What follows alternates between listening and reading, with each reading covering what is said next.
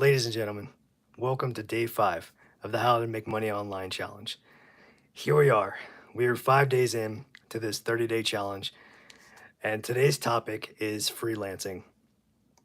I love this topic so much because it is the ultimate work for yourself, self-employed, make your own schedule, all that good stuff. Freelancing is an excellent opportunity, whether it be a side hustle, if you're trying to maybe monetize your hobby. There's so many possibilities for freelancing. And I just want to give a shout out real quick to the potentially the original freelancer himself, one of the greatest plumbers of all time. This guy right here, Mario. Just gotta do a little throwback, a little throwback for the 80s and 90s kids. So yeah, freelancing is such a unique opportunity. Um, so it's definitely become a lot more popular for individuals, just anybody really, to make extra income. So gaining professional experience, enjoying the flexibility of really working on your own terms. Whatever you set your schedule, you don't have to wake up and go into some office, that kind of thing. You do it on your own time. The best part is you can work from a coffee shop. You can work from wherever you like. So especially with like kind of like the onset and like the advent of like the internet, you can all you really need is, a phone, a laptop, internet connection, and you're good. That's all you need. So it's so incredibly easy to be a freelancer. We're going to dive into a bunch of different points, a bunch of different, um, kind of like ways to look at freelancing. So we're just cover like the basic stuff here, and then we'll go through the outline. We got some questions. We're going to see some live examples of some places to actually get freelancing jobs. And so without waiting too long, let's dive in. Okay, so here are some key points that I kind of thought of when I was researching for this topic. So in terms of, hey, Sweetums, thank you so much for being here. Welcome.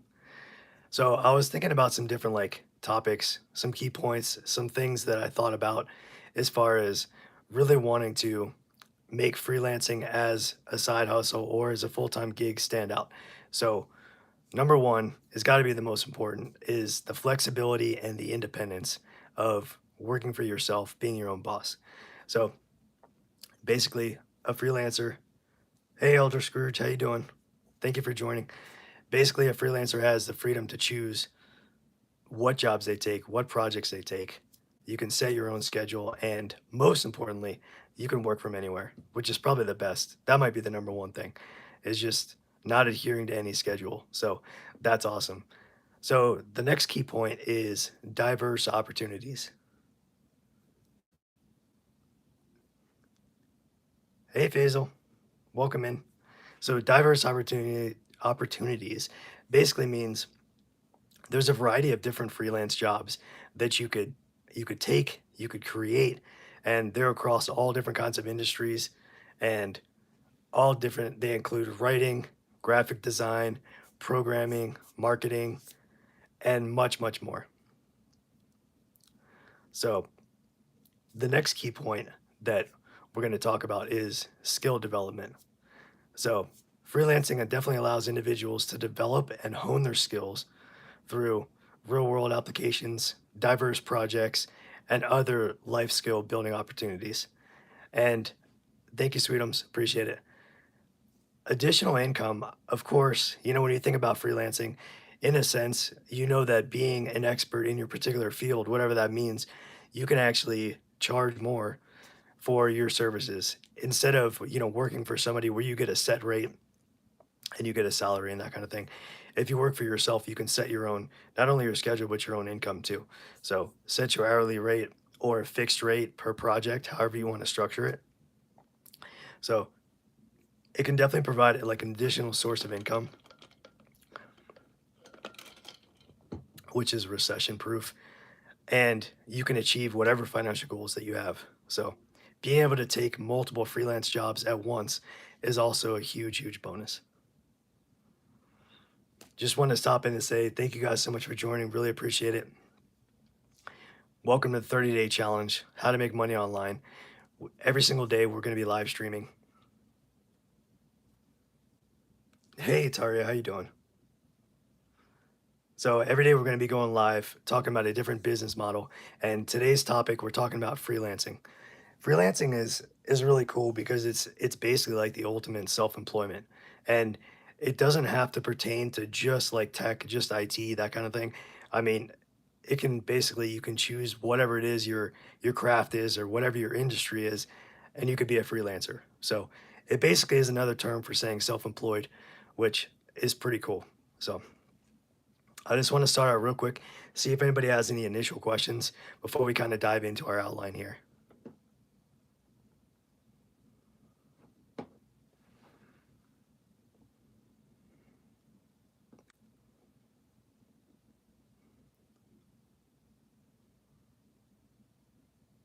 Hey, meow, meow, meow. I love your name, by the way. Yeah. So what were you thinking? Do you have a, yeah. So this channel basically teaches people how to make money online with a full-time job. So we talk about different side hustles. We talk about graphic design, blogging, affiliate marketing, different ways to help people make money online. So sure, no problem. I love these random random random chats. 6.5 minutes in. Sweetums, right?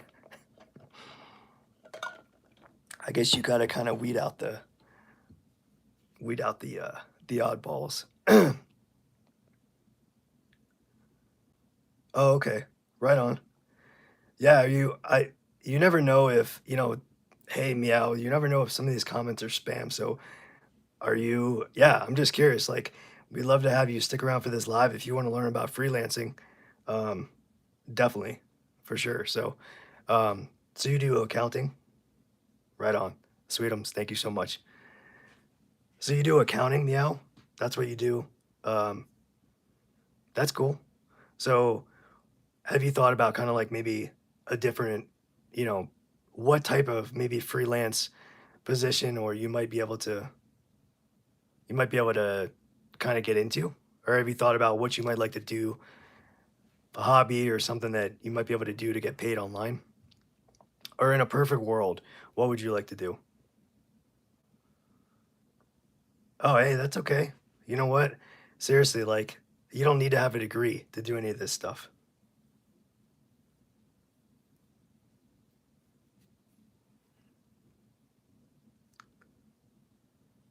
Hey, Albazers, how you doing? Is making money online how most people will make? Yeah, I think it definitely is. I mean, there's always going to be like a 9 to 5 type scenario. There's always going to be a 9 to 5 type scenario, but yeah, I think with the dawn of the internet in the last, how many years, 30 years or so, I think the opportunities for people to make money online is just growing and growing.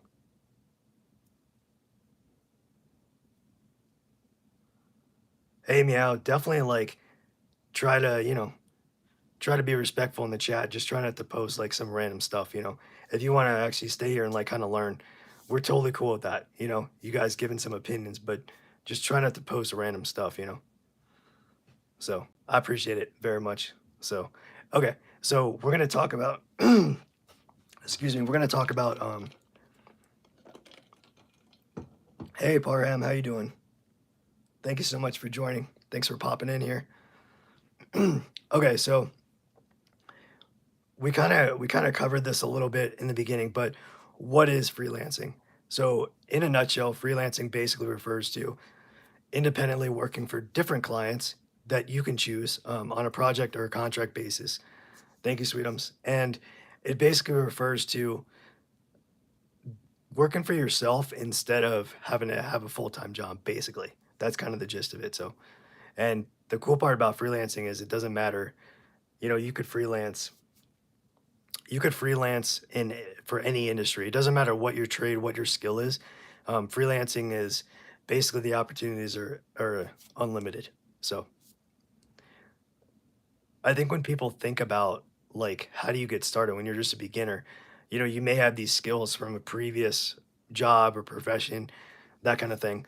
Um, so how do you get started? So I think to put it as simply as possible, you really want to identify what are your skills, what could you bring to the table, what are your marketable skills, and basically start creating a profile on some of these freelancing platforms. Sorry, create a profile on these freelancing platforms, and then just start applying for different opportunities that match your expertise. So, for example, the two main platforms um, that I know of, I know there's a lot of them, but the two main platforms that I know of are both Upwork, so Upwork.com and Fiverr. So I'm pretty sure everybody's heard of at least one of those in order to find work. So, and that's also a way to really like outsource if you're a small business and you want to outsource whatever it is that you need help with, whether it be like writing a script for a YouTube video or creating a thumbnail or, creating a mock-up or whatever it is. I mean, it doesn't really matter what it is. I mean, there's so many different opportunities. So, um,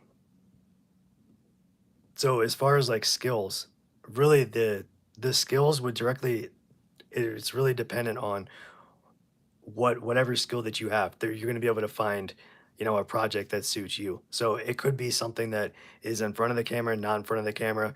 Could be typing or like transcribing something. Sorry.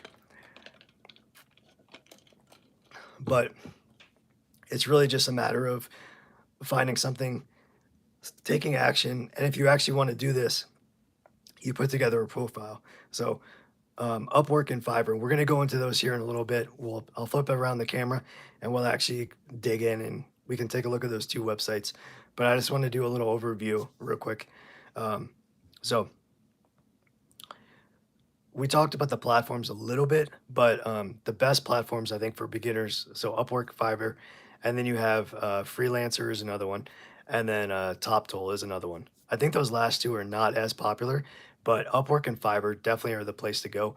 And it doesn't cost anything to set up a profile and to start listing your skills so you can actually get matched with companies or brands or individual people. It could be just somebody looking to get help with something really quick.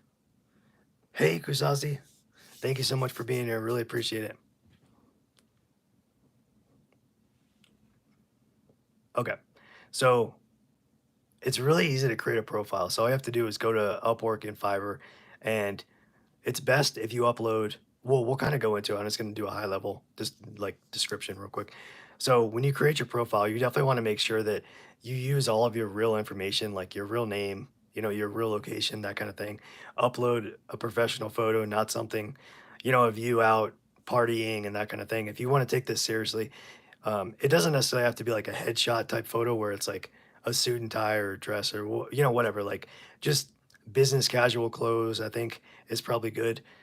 You just want something that looks inviting, and you want something that isn't like really grainy and like you're kind of back a little bit.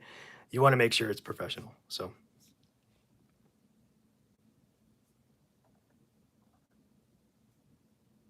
yeah, no, you're right. You're absolutely right.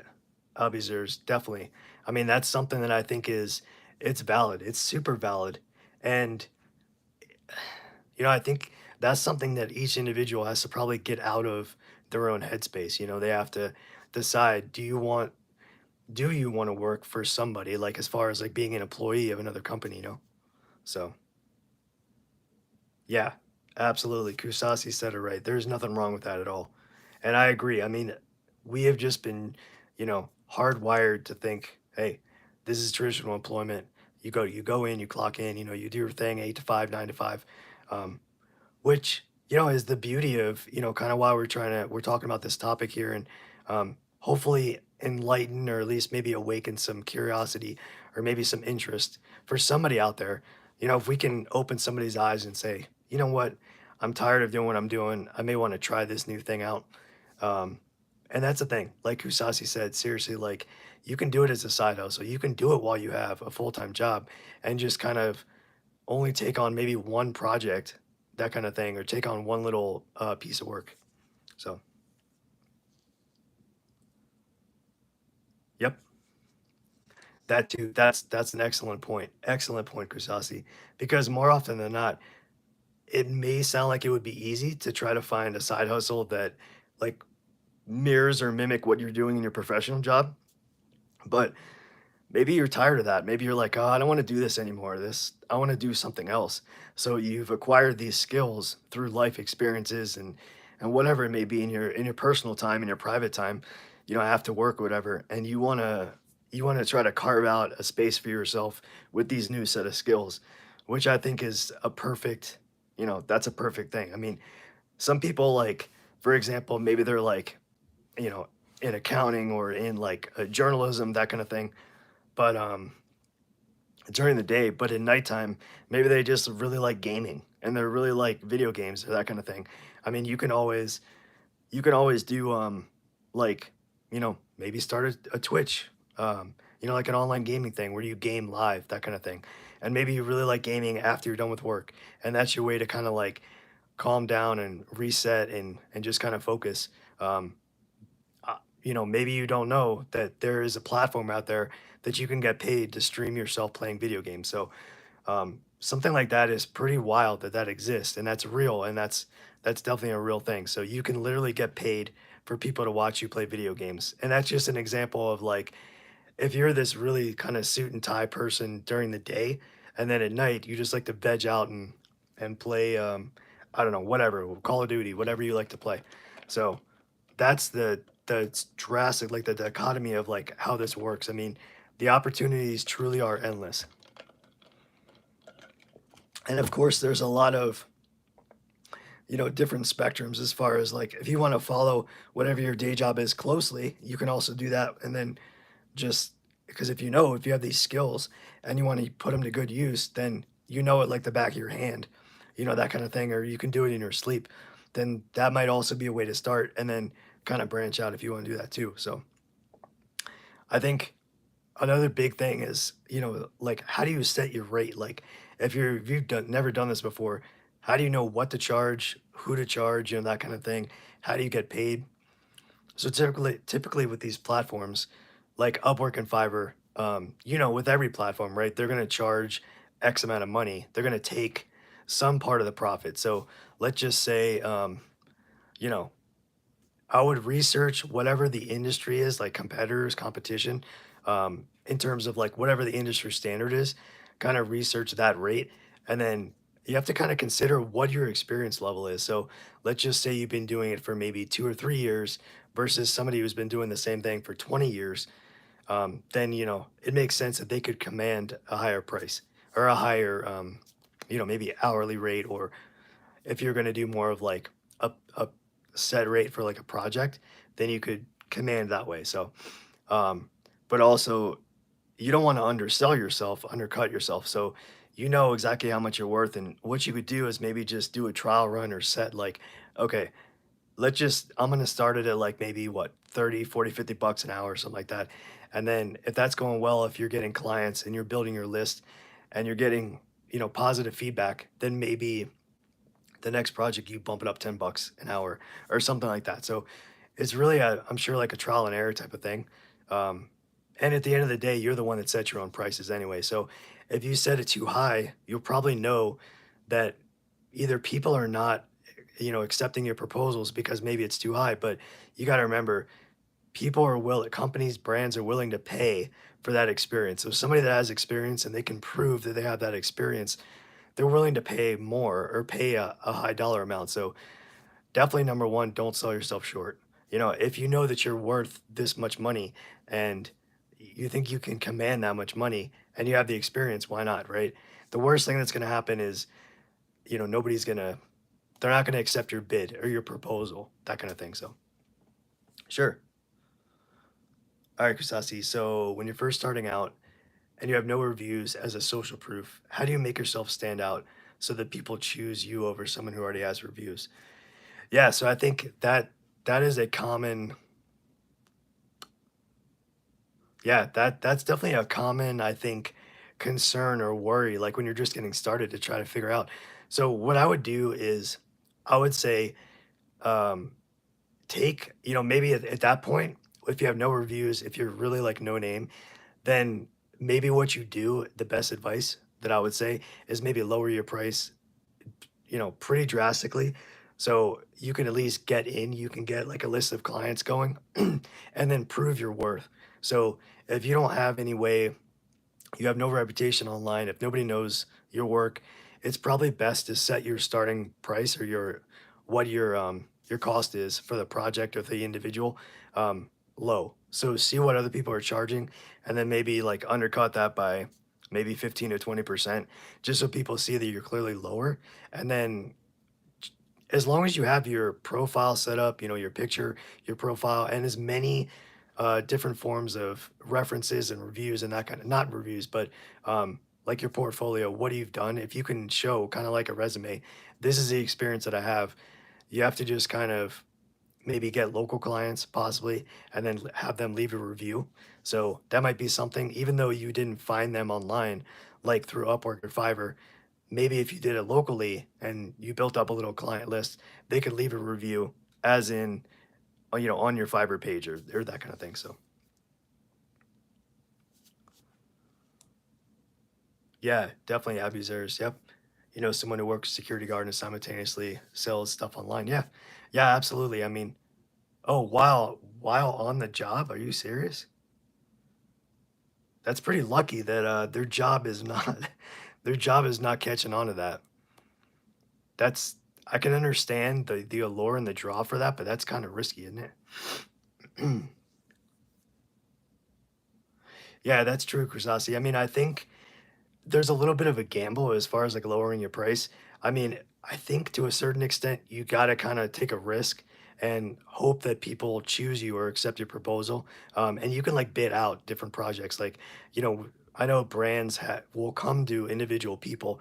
So like Upwork and Fiverr, they have their own algorithms, right? So they pair the brand with the freelancer and they kind of try to marry them together. And at some point, I think you really have to like, I don't want to say take a hit as far as like the cost, but you really have to decide, okay, I got to start somewhere. So if I can't get local jobs or local references, then you're going to have to do something somewhat kind of drastic in the beginning just to try to draw in these brands and the proposals.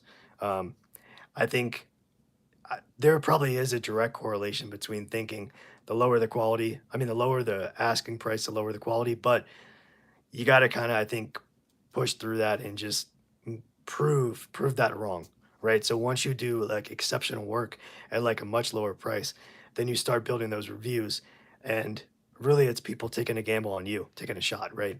So you want to make sure that you actually you prove them wrong and you go above and beyond their expectations. So yeah, sure. Hey, Chromiomi, how you doing? Hey, nope, you didn't miss too much. No, we were just getting started talking about freelancing. Thank you. Thank you. Yeah, happy Father's Day to every all the fathers out there. Definitely, for sure. Yeah. How are you guys doing out there? Any does anybody have any questions or any kind of comments?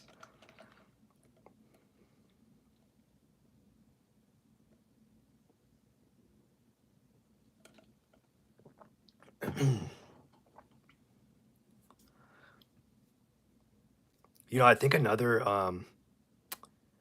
potential way that I was thinking that you can actually find clients as a freelancer, and this might be sort of a gamble because if you're on a platform like,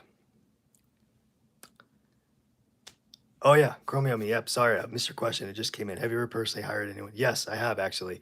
Um, yeah, so the freelance website that I have used in the past is Fiverr, and I actually used it when I was doing drop shipping a couple years ago. I actually hired somebody to make a couple of videos for me for my drop shipping business in order to really kind of like promote the pet products that I was trying to sell. So they did like kind of little quick, you know, not really commercials, but like really kind of like flash videos. So that was cool. I mean, it was a great experience. I mean, really what you do is what we're kind of talking about, right? You just kind of you go through, you set up a profile for yourself, and you basically set it up to where you're looking, and then you can search for, you know, whatever it is you're looking for. In my case, I was looking for like drop shipping videos or like Facebook type videos that promote a product with text. So basically, you reach out to the individual. they have like a profile. You kind of read all of the information. You look at the reviews. You see, how many stars they have, that kind of thing, and then at really, I think in the end, obviously, besides reviews, it comes down to price. So what are you willing to spend? Is it like, I think I spent like, was it like 10 or 15 bucks per video? And I think I got like, I want to say it was like two or three videos. And then they tell you, okay, well, for $15 for one video, we'll give you two edits. We'll be able to edit the video twice. And there's communication directly through like Fiverr. So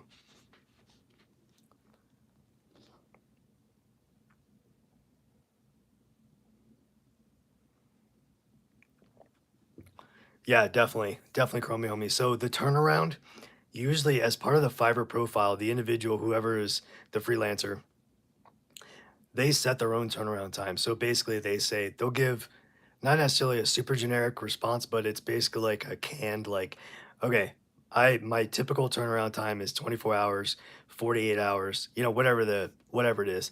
But the cool part is like there you can have constant communication with them. So let's say it's within 24 hours, you can communicate, and Fiverr will actually reach out to that person. So somehow it actually buzzes their like Fiverr inbox or message, and it'll say, hey, your client, we're gonna hire somebody, they're reaching out to you, so don't ignore them.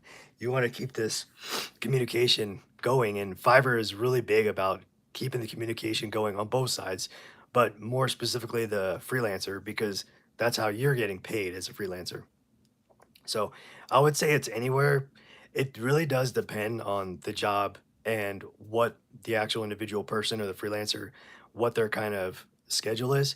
And it doesn't matter where they are in the world. I think I had somebody help me from, it was somewhere in Europe. I don't know if it was like London or somewhere in England, I think in the UK.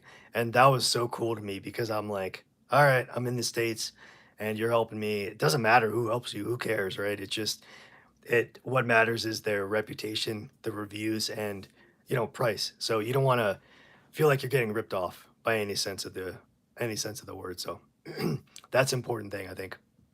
So one of the cool things about Fiverr is, so when you think about writing a proposal for like freelance work, so you definitely have to include, as far as like a clear understanding of what the client's needs are. So you're going to meet with a client, you have a clear understanding of, okay, boom, boom, boom, boom, boom, what are you looking for, what do you need, what is your timeline, and actually figure out a realistic kind of you know how long do you need this by, do you have a deadline, is it a hard deadline, do you need to have edits? Do you need to have like a team review it? That kind of thing. Um, but also a description. You want to make sure there's a description of how you as a freelancer can meet their needs. And I think it's even better if you can give your relevant experience to what you're doing, to what you're proposing.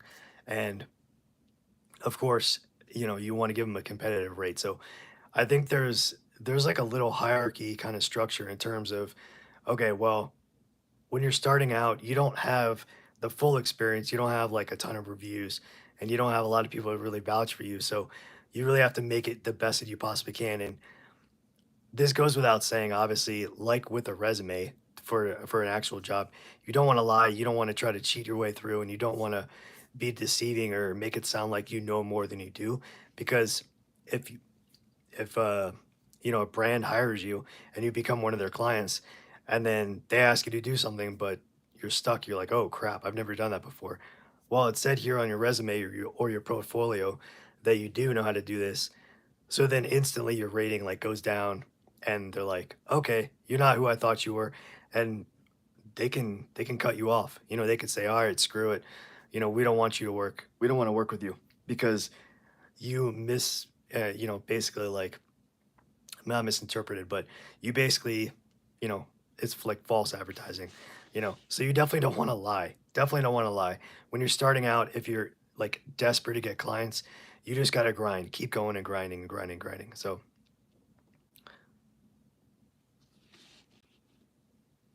thank you guys so much for being here. Really, really appreciate it. Hope you guys are enjoying this. So, real quick, we're doing a 30-day challenge, how to make money online in 30 days. So, actually, not in 30 days, but it's 30 days of going live every single day. and we're talking about a different topic every single day. So today is day 5 of 30, and we're talking about freelancing. So to give you an idea of some of the topics we've covered in the past, we've done affiliate marketing, we've done blogging, drop shipping, we've done print on demand yesterday. So today we're on to freelancing. But I really appreciate you guys being here, giving us a chance. Yeah, definitely. Kusasi. I think there are so really you kind of think about what's trending, what's hot right now. So for sure, anything that has to do with like digital space. So, anything that has to do with YouTube, video editing, audio engineering, I would say thumbnail creation, copywriters, people that are writing scripts, as far as like maybe video editing for both long form and shorts, as well as people that can actually like lay out and create a structure for like videos, as well as just graphic design as a whole, outside of like social media. Even like, so that kind of goes around to like Instagram, Pinterest for like photographers. That's really, really big too right now. So, really to beef up somebody's social media presence and their brand. So, I think if I had to say, like, all right, what is kind of more sought after right now would be anything that has to do with like digital media, something that is connected in some way with social media, online branding, or like content creation. So for sure, that doesn't mean that you can't get a job transcripting and transcribing, sorry, and typing on a keyboard, and maybe you're transcribing for like an author or something like that, or maybe you're, I don't know, transcribing something. But there is obviously a million and one different types of freelancing jobs or contracts that you can go after. But the really popular ones, I think, have to do with social media and content creation right now in this, probably in the last couple of years or so. So if you're in that kind of space or you have experience, say like video editing, especially using different kind of tools. I would say if you've just been kind of playing around with like iMovie, that kind of thing, that's fine. But typically people want a lot more professional type software that you need to have on your resume or your portfolio in order to gain the job and prove that you have the experience working with certain tools. So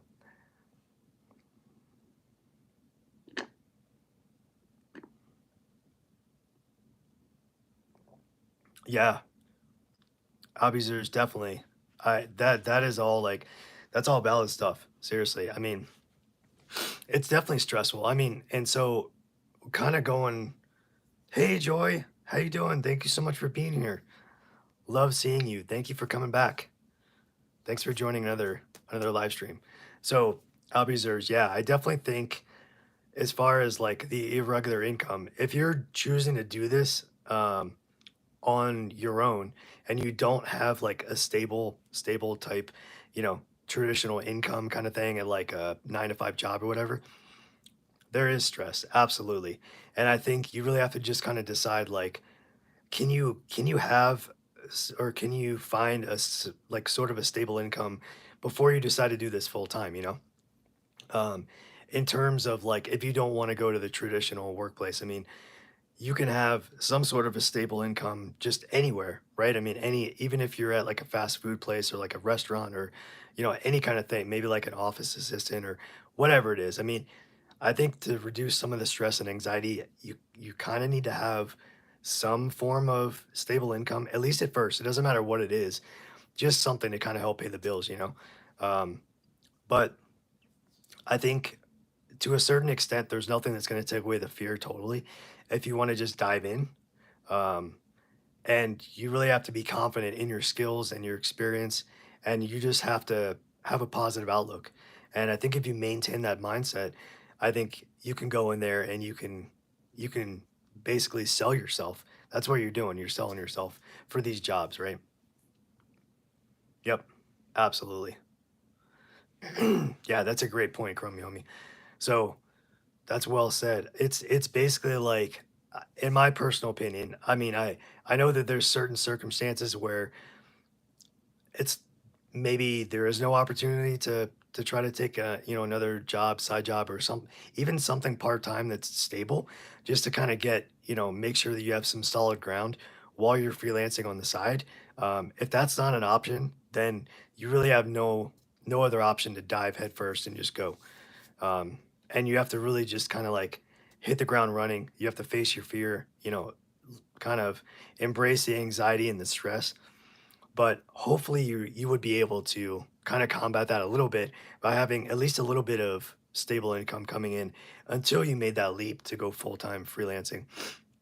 Meaning try to, on a financial sense, try to like keep as much debt as you can down as low as you possibly can, or even better, maybe have not try to not have debt. I mean, I know that's not 100% possible, but try to just minimize your debt is what I mean. So don't go racking up credit cards, that kind of thing.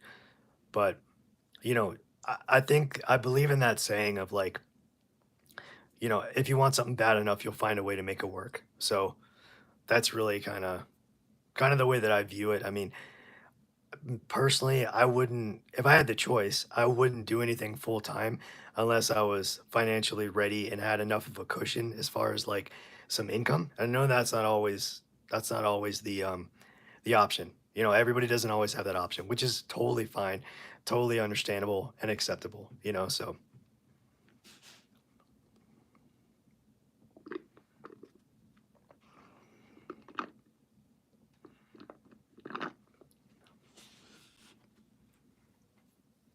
yep. Yeah, definitely. When you hear these people online talk about like, yeah, I went full time doing this, being a TikTok shop affiliate or whatever it is, affiliate marketing. I mean, what they don't tell you is everybody started somewhere. I mean, some sort of a job, unless, you're kind of, you know, inherit, some financial opportunity or, that kind of thing. Unless you have money, then so you're working somewhere at some point to gain some money to kind of create a cushion for yourself.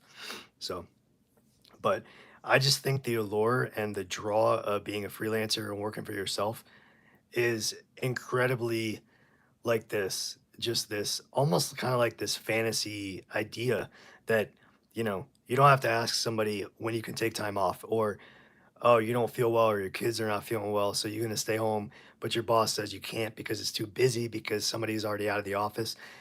That whole thing, um, being a freelancer and working for yourself, everything is riding on you as an individual, but you don't have to worry about that other stress, right? So um, there's absolutely pros and cons with both. But yeah, I definitely think if you can work up enough to where you get your experience and you're able to build even like a small client kind of like, portfolio, and you can prove. I mean, I think as you go and you do these different jobs, it's extremely important to keep track of everything and make everything as visually, I guess organized as possible. So what could that lead into? So a portfolio online could look like a website with like some of your past jobs or your past clients, or some testimonials you can upload. You can have some people write reviews and then actually post them to like a website. That way you have a place to send a potential client. And you could say, okay, go to my website, xyz.com, and you could check out, here's my history, here's what people are saying about me, that kind of thing. So, yeah, no, those are great questions. Anybody else have any questions they'd like to ask about freelancing? Just or does anybody have any experience out there with freelancing?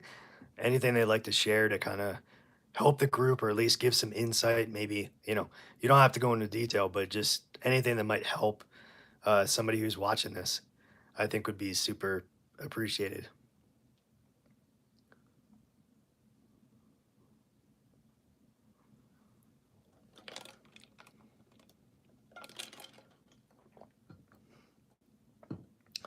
Another thing that I was thinking about, that when you're a freelancer and you're on your own schedule, your own time, how in the world do you figure out how to manage your time as a freelancer?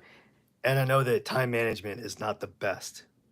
So, yeah, absolutely, Sweetums. I totally agree. Word of mouth is the ultimate, in my opinion, the ultimate marketing is word of mouth. And not only because A, you're not really paying, or you're not paying for, marketing, or, putting out flyers or whatever it is, but you're actually receiving somebody's personal recommendation for you, your services, your business. I worked with person A and they were awesome. They were on time, they were professional, they were clean, they knew what they were doing, and so on and so on.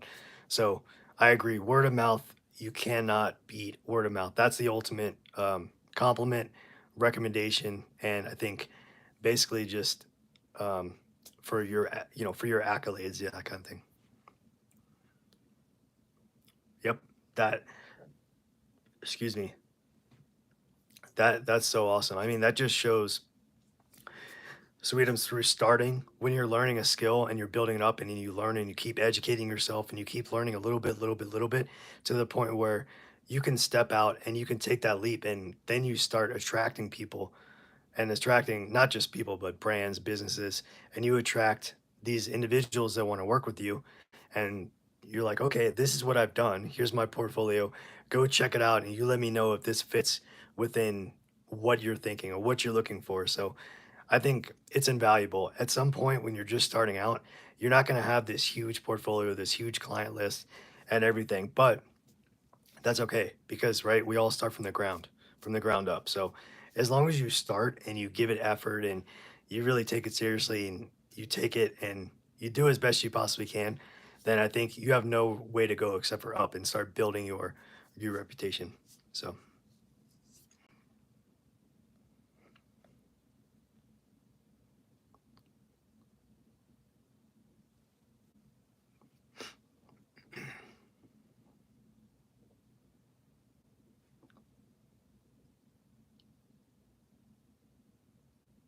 oh, that's awesome, Sweetums. Yeah. Okay. I'm excited for these three things.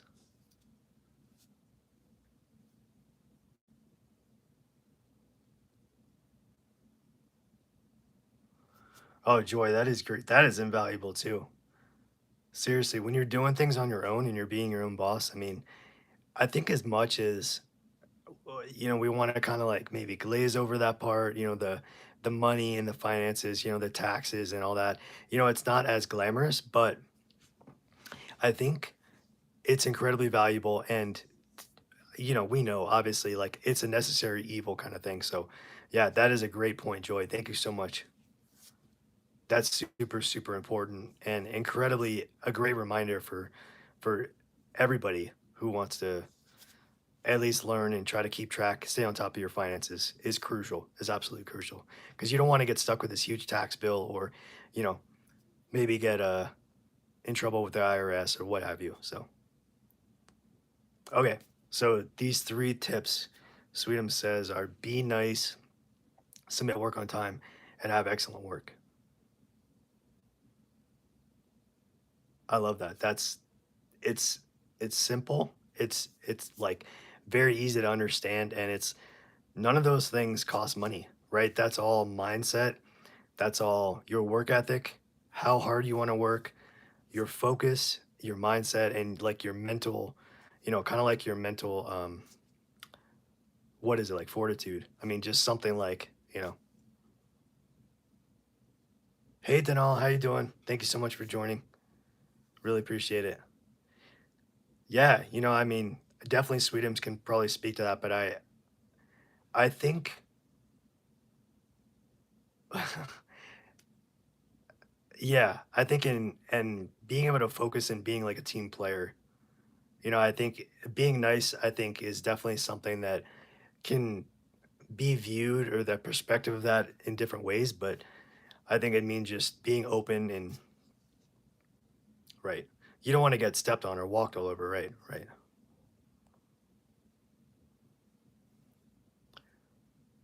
Albizers, yes. Someone told me the fundamental practices of success, door-to-door salespeople before the internet, skills, discipline, strategic planning remain highly relevant in today's internet age. Absolutely. Absolutely. Because those are skills, those are life skills that people learn that I think are kind of lost on like today's world in a sense. I mean, being able to talk to people and being able to have it doesn't even have to be like a super intelligent conversation, just being able to carry yourself and have some basic social skills, I think is kind of lost in a sense on like with all, people are looking at their phones and kind of oblivious to the world outside, and it's something that is regardless if you're going to go into, an office building 9 to 5 type thing, or you're going to work for yourself or whatever it is. I think you still need that sense of, um, having people and a sense of community. And it doesn't mean you have to be an extrovert, but just a basic sense of like, okay, here's your personal space. I'm going to respect you, right? As long as you respect me, that kind of thing. Um, but at the same time, I think some of those things can't necessarily be taught to the fullest extent. It's more of like having the experience and learning it yourself. Sometimes that means getting burned, right? Getting burned, failing at certain things, getting rejected, and being told no. We don't want you. You're not good enough. You don't get the job, or you don't get the bid, or whatever the case may be. I mean, those are things that hurt and that are difficult to deal with in the moment. But as you experience it and you digest it, you're like, okay, give me a little bit of time to sit in this little kind of like, you know, I guess sad space, and then move on and try to analyze it and dissect it from the outside. Or when you're a little bit better, feeling a little better emotionally, or like in a better mental headspace, then I think it's you can use that experience from being rejected or telling you no, or you know see you later, goodbye, whatever. um, I think it's really important in a sense to be told no, to be rejected, to be denied, to be that kind of thing.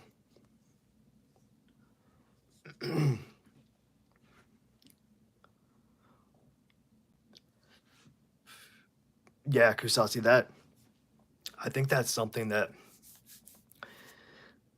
if you start small. So for me, I'll just explain like kind of what I do. So you have to take care of what you have to take care of during the day. If you have a full-time gig or whatever it is, something that's paying the bills, I mean, that's obviously always top priority. So once you're done with that, and you're I don't want to say released, but you're clear of that, you're done, you're finished with it with that during the day. Then you figure out, okay, for me, I like to create like a document, usually like a notepad document, obviously, for like something very simple. I actually didn't mean to say obviously, but create a notepad document to keep myself organized. So here's my little to-do list. I have one, two, three things I have to do, and I try to make it as small as possible, but I try not to let the day go on and the hours pass without accomplishing at least like two or three little baby goals. Something, even if it's like, okay, I want to open a Fiverr account. I'm just making that up, but I want to create a Fiverr account, upload my photo, and work on my description or my bio. That might be my little goal for the day or something. But you really have to figure out everybody's life is different. Do you have a family? Do you have kids? Do you have, whatever? Are whatever it is, whatever the situation is, when you're done with, we'll just call it a job. When you're done with your job, um, it doesn't even matter if you take like 30 minutes or 15 minutes, just some little step in the right direction, being able to carve out a little bit of time. One thing I've learned is sacrifice is a big thing.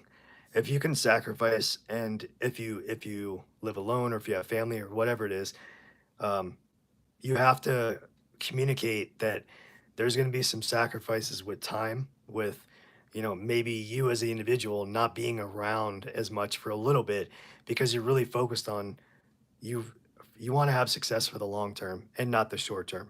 So it's all about building a foundation and making sure that's rock solid. And then once you get that down, then I think as you kind of go along and you get more skills and you get more experience, you can kind of loosen up some of that sacrifice time. But there's always going to be sacrifice in a sense if you're just yourself, if you're not working with somebody else, you don't have a business partner, that kind of thing. I would say embrace the sacrifice, embrace the solitary, if you will, like the solitary time. Maybe you're not spending as much time with your friends, your buddies, your family, whatever it is, but at least communicate, so you're not like totally cutting yourself off from everybody. But at least be like, hey, I'm trying to do this thing, um, you know, and it's up to you whether you go into detail or not. But I'm trying to do this thing. I'm trying to build this business, and I need some time for myself to kind of get the ball rolling. I need to focus. So it's not going to take all night or whatever. Just set appropriate expectations.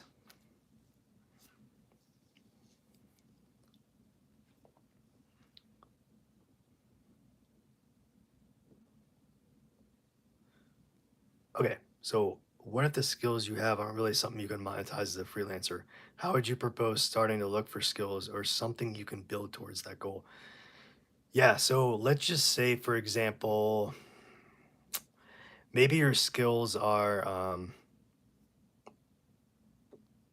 let's see, I can't think of anything off the top of my head, but um, something that you can't really like freelance, or even like, I don't know, just something. So what I would do is, um, the first thing that I would say is start to think about maybe what would you like to potentially, what skills do you need that you would like to be able to eventually make money from, in terms of, if you don't have something that you can monetize in this moment, then I think you're going to have to start learning. You're going to have to start learning some type of skill. And a lot of that could be online. I mean, there's a lot of free information, free videos, that kind of thing online, free information that you can learn and kind of put your feelers out there and see what do you like, what might you be able to do, that kind of thing. Um, but I think you just have to decide on a skill, and then you just start learning, that kind of thing.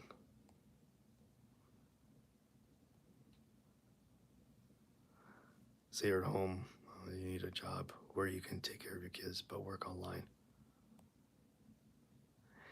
Yeah, I think at first, Chromie Homie, what I would say at first is you kind of do what you know, whatever that means. If you have skills that you know, that you're good at, maybe you kind of take that and see if you can kind of start crafting that into some sort of a portfolio. Um, but if you're like, okay, well, I got to stay home with my kids and I can't go out, I can't do this. Um,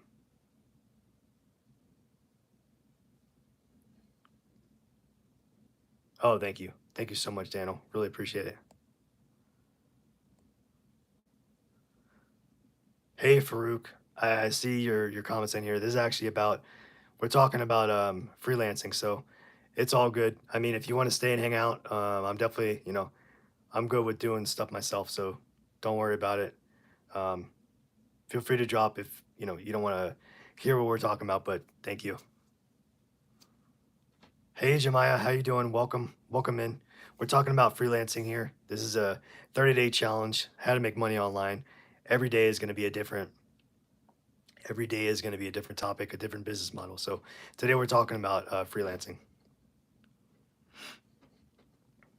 Hey, Farouk, yeah, don't do us a favor. Don't come in here and try to sell your services, that kind of thing. Um, you're more than welcome to stay if you want to learn about freelancing, but yeah, definitely don't. I'm not interested. So, but I appreciate it. So, sorry, Chromie Homie. I got distracted a little bit. Did I kind of answer your question?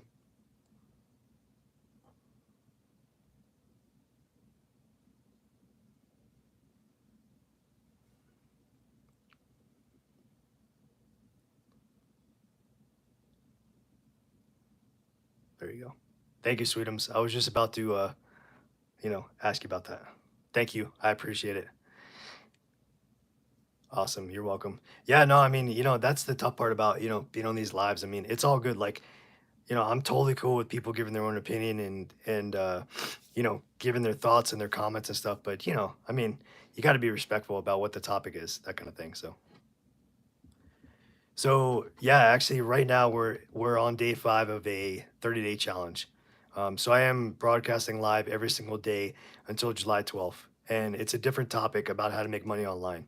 So yeah, definitely. So this is day 5.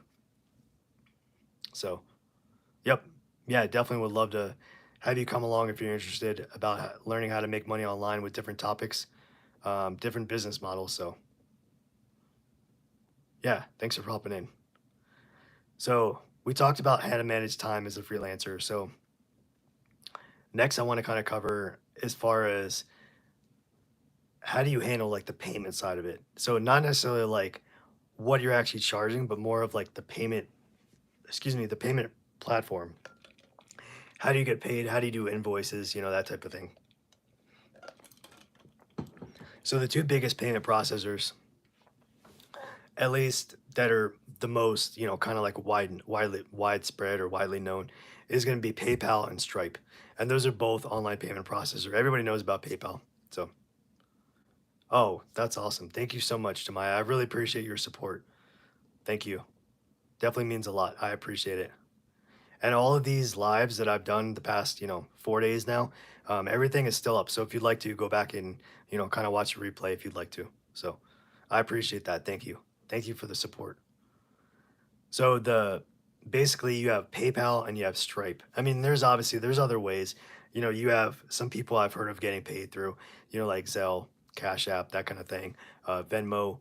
Those are all other options to get paid. But in terms of these sites like Upwork and Fiverr, they're definitely probably going to use PayPal or Stripe, because those are definitely more of like the mainstream. Those are like extremely secure, and that's just how they do their business as far as receiving payment, that kind of thing. So it's really simple.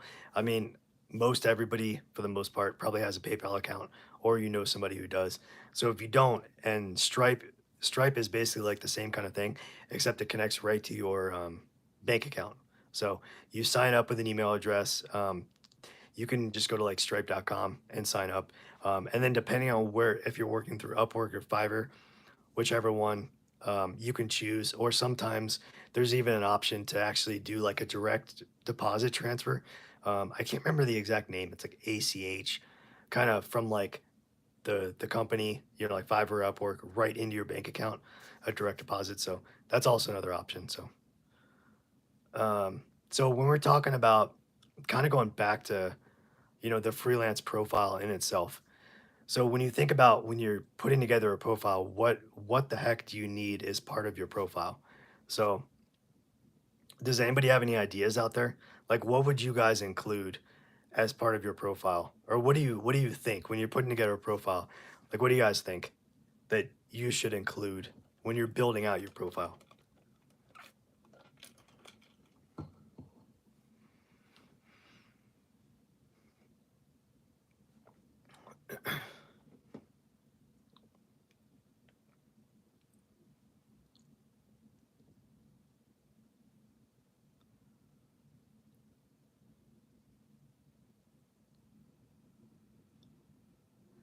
Yeah, definitely.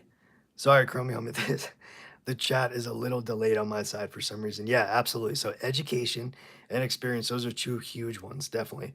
And as far as education goes, I think it's really kind of up to you. Like as far as like what detail that you put in, I mean, let's just say, for example, if you do or you don't have a college degree, maybe whatever the freelancing gig is, it may say specifically you have to have this type of skill set. Um, but I think it's probably obviously less about where you went to school and more about what your actual experience is. So yeah, Joy, you're spot on. Definitely project results. Because I think at the end of the day, right, you hear whether you work at a company like kind of like a 9 to 5 building company or whatever, or not, it's all about results, right? What can you do to help make the company move forward, make money, bring in new clients, new business, that kind of thing. So if those type of things don't directly that's a new one, Sweetums, right? If sorry, I lost my train of thought. All right. So Sweetums, right? Okay. So yeah, definitely. So if you don't exactly have those skills, then what you can do is you can actually take what you do have, as far as like education wise. Thank you. I appreciate it. So if you don't have the education, what I'm trying to say is if you don't have a college degree, I don't have a college degree, but if you don't have a college degree, you can basically list your specific experience that might be like a real world equivalent to what they're looking for. So, and if it's something like where they specifically say, "Oh, you have to have a degree from college XYZ or whatever," and you don't have that, then it's all good. Be respectful and just pass on that one, that kind of thing. Because I guarantee you, there is millions and millions of brands out there that don't care about that kind of stuff. All they care about is what is the quality of work you can do, and that's all they care about. Oh, thank you, Jemiah. I appreciate the encouragement. Thank you. Yeah, specialize in a particular area to stand out from the competition. That is well said. I mean, how do you think, Abizers, how do you think, like in your mind, just generally speaking, how do you think you would stand out? Like what is a way that you can maybe way or different ways you can stand out? Like, do you kind of have any insight? Like, well, what would you say? Like, if somebody asked you, hey, how would you stand out to get the job? What are some things that you might say? Yep. Yeah, Sweetums, absolutely. Definitely. And to be completely honest, I really think in the vast majority of the world of online freelancing, that's spot on. I really don't genuinely, I don't think that, some brand is going to be like, where'd you go to college or what education do you have? It's more of like, what skills do you have? Can you deliver what you say you can deliver? And that's it. So can you do what you say you can do, and do you do it well? And does it align with what we're looking for as a brand or with this specific project?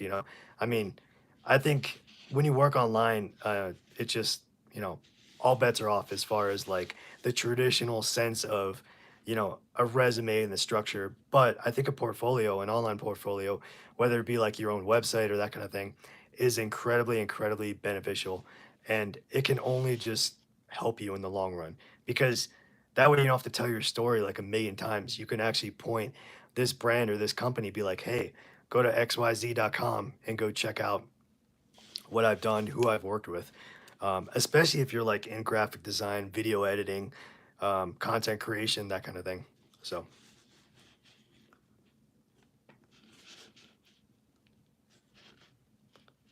do you need to use advertising to promote your services? Do you think? So to be honest, I think it couldn't hurt. I would say no, you don't need to, but I think depending on, I'm hesitant to use the word desperate, but how desperate you are to kind of get your name out there. I don't think it's a bad thing, definitely to advertise your work. But I do agree with Sweetums saying word of mouth is king of all like marketing. But I don't think there's anything wrong with advertising. I think it's really a matter of, do you have the budget for it?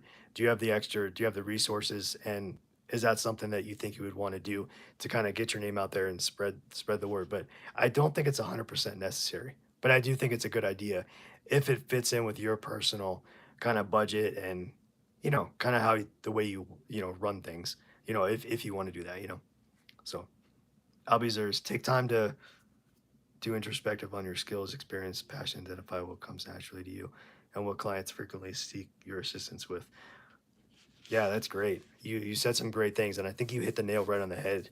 Um, as far as being able to kind of do an inward like kind of reflection about yourself, right? I mean, I think there's a lot to be said about somebody's work ethic. I mean, um, what is that? How's that saying go? I'm trying to think. Oh yeah, um, basically it comes down to this, right? Actions speak louder than words, and I know we've heard that. We've all heard that before in various times, but I think that's so true that especially when you're doing like a freelancing gig, you could talk and talk and talk, and let's be honest, talk is cheap, right? I mean, anybody can say anything about anything, but if you can prove that you can do the job, you can do it well, the client's happy, boom, you're golden, right? Because you don't know who that client knows who can recommend you to this person, that person, that person.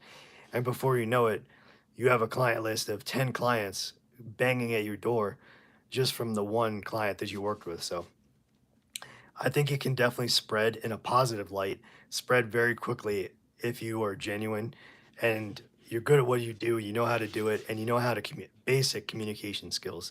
You just, you know, you can't do the ego thing, you can't be the jerk, that kind of thing. You have to be professional and, you know, be as kind and understanding as humanly possible. But yeah, I think that's kind of the way to go. So to kind of get back to like what you include in your portfolio,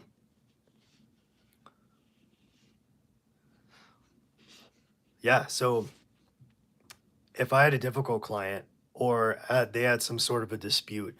And if they didn't like my work, I would first and foremost, before you start going to the whole, you know, apologizing, kind of groveling at their feet kind of thing, basically self admitting that, oh, I'm wrong, whatever, it looks like crap or whatever, I would talk to them like an adult and say, okay, what is it that you don't like about this?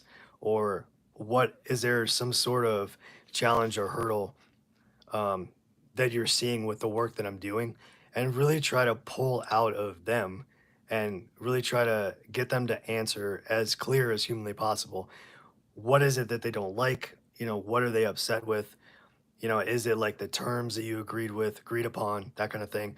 Is it more of like a logistics type thing, or like like a contract type dispute, or is it more of like the quality of your work? So I would say try to pull out, you know you got to communicate. Okay, what is your basically what's your problem? What is your problem with me, or what is it about the work? We agreed upon this, and I think then it comes into play where do you state the fact that you only accept payment at the end when they're satisfied, or do you do like a half and half, or that kind of thing, like you get a little bit up front? I don't know. I feel honestly like there's nothing wrong with asking for like a deposit, but that can go towards the full thing. But then do you make that deposit like refundable, that kind of thing? I think you as a freelancer, you got to kind of think about this kind of stuff like early on before you accept the bid, and make sure when you're in the contract negotiation process in the beginning, I want to say you need to have an out, but you need to be very clear in the contract as far as, okay, we need to communicate. We need to have like a dedicated point person to talk to me, or excuse me, or whoever, just to communicate how it's going. So I would just stay as calm. If you're the freelancer, I would stay as calm as humanly possible. Whether you're in the wrong or not, and I'm not saying in the wrong like you misled somebody, but if they really don't like the work you're doing, try to get it out of them like, okay, why don't you like it? That kind of thing. Yep.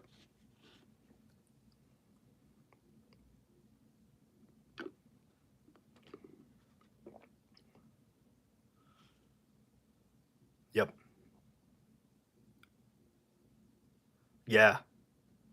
Hobbies, there's definitely. I mean, that's good on your part for stop selling a product that didn't, if it didn't match kind of what, as far as like quality, or yeah, that's good. I mean, I definitely would do the same thing. I mean, you definitely have to draw the line between, okay, am I going to keep selling something that I don't fully, invest in, as far as like, is it a little, I'm not saying it's shady, but is it a little shady? Is it a little whatever?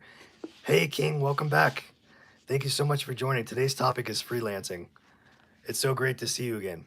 So, yeah, officers, you did the right thing. That's absolutely the right thing. So, okay, Kusasi, is there a contract agreement with Fiverr?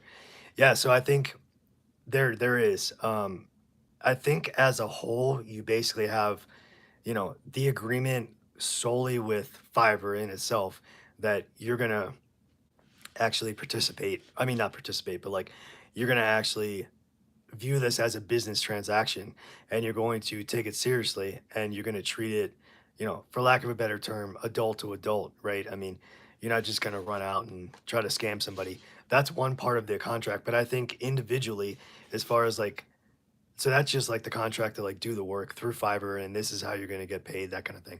So I think you as the freelancer, we'll just keep using Fiverr as an example.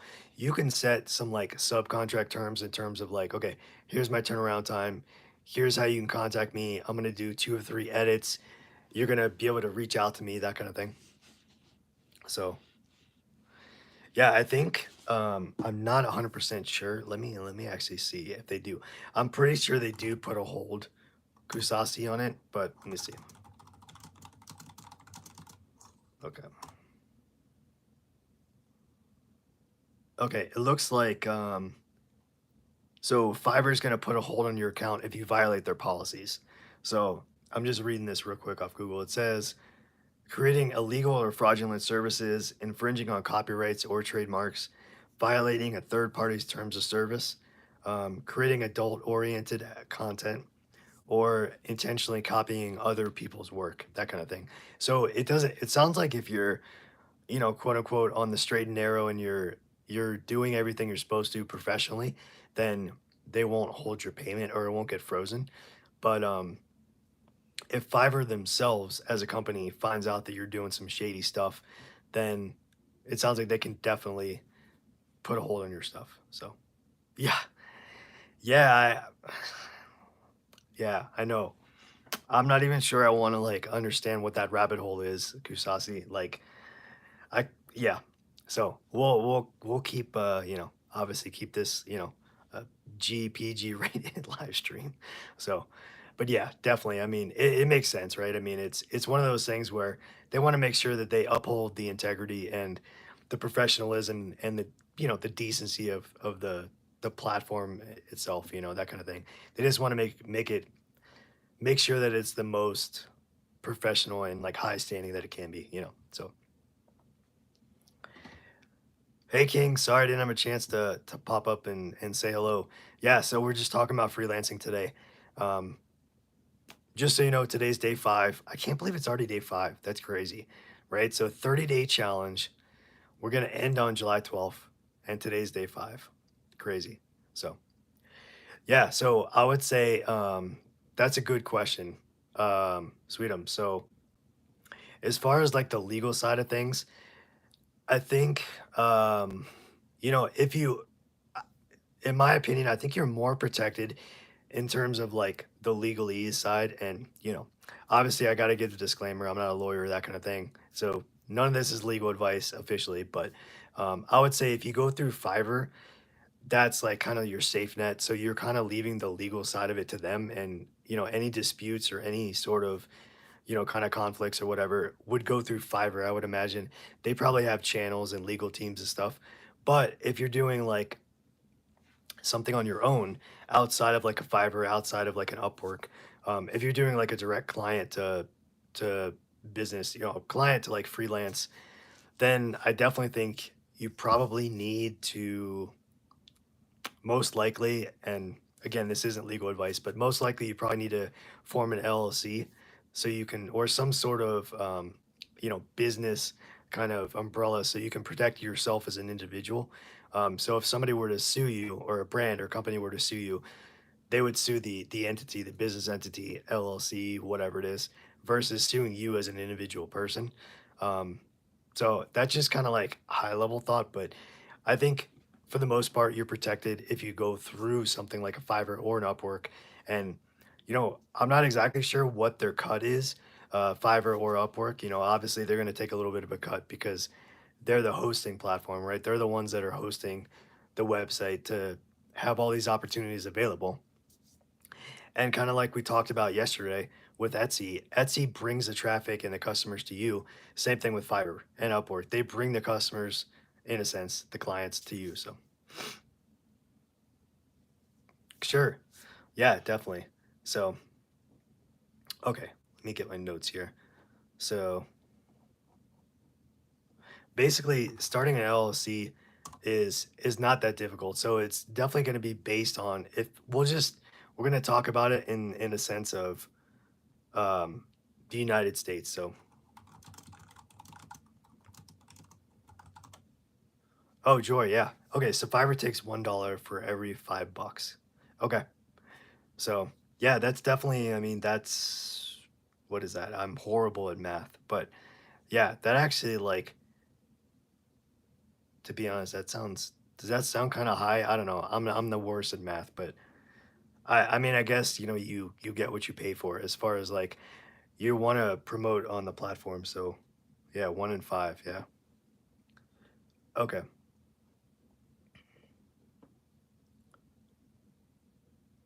Okay, so let's go back to what Kusasi asked about the LLC. So basically, in a nutshell, if you're in the United States, you would go to like your um, Secretary of State website, and then what you're going to want to do is you have to create a name, right? A name of the business, whatever the name is. That's going to be like my business LLC. So LLC is basically just limited liability corporation or company. And then the government is going to give you what's known as an EIN. So it's an employee identification number or employer identification number. And it's basically similar to a social security number, but it's for the business. So not only do you have your business name or your label, but you also have a certain number that, like a social security number for a business that ties that back to and says, okay, here's the number. And we know it in the eyes of like the state that we know that that business is connected to that number. And that's basically how you do business through that number. And then basically what you would do is you would pay whatever local fees there are to be able to start up this, and then you list who are the members of the LLC. So it could be just, excuse me, like an individual, or if you have like a multi-member LLC, you can list all the members who they are. And I think it's called like articles of um I can't think of the exact name. I know I had to do this when I did my LLC, but basically it's super quick. So once you do that, then you basically just pay. I think in the state of Colorado, I know it's different for everywhere, but I think in the state of Colorado it was only like $50 literally to open an LLC to start it. But it's something that I think is like an extreme safeguard in terms of, if you're going to do business online, whether you're freelancing or not, or you're doing some other term of some other way.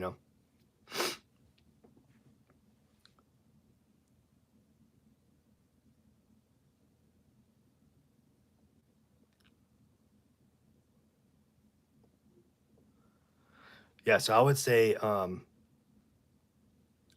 think in terms of, I would say no. So Chromie homie, no. In the beginning, I would say no. It's not necessary. You can do it all under yourself. I think once you start, I'm just gonna throw this number out there. I don't think there's a specific number, like a mandatory number as far as like income threshold that you need to hit in order to be like, okay, you meet the criteria to create an LLC. I mean, you can create one from day one if you want to. And to be completely honest, that's probably the safest thing to do if you think you're going to do this for the long term, as far as like make money online. Even if you're making a couple $100 maybe a month.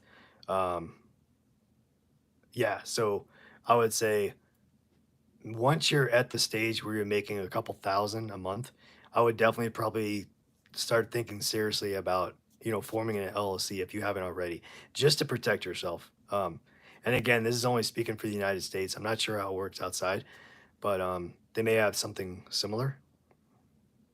Um, Abizers, are you asking like if this applies to Fiverr or Upwork or?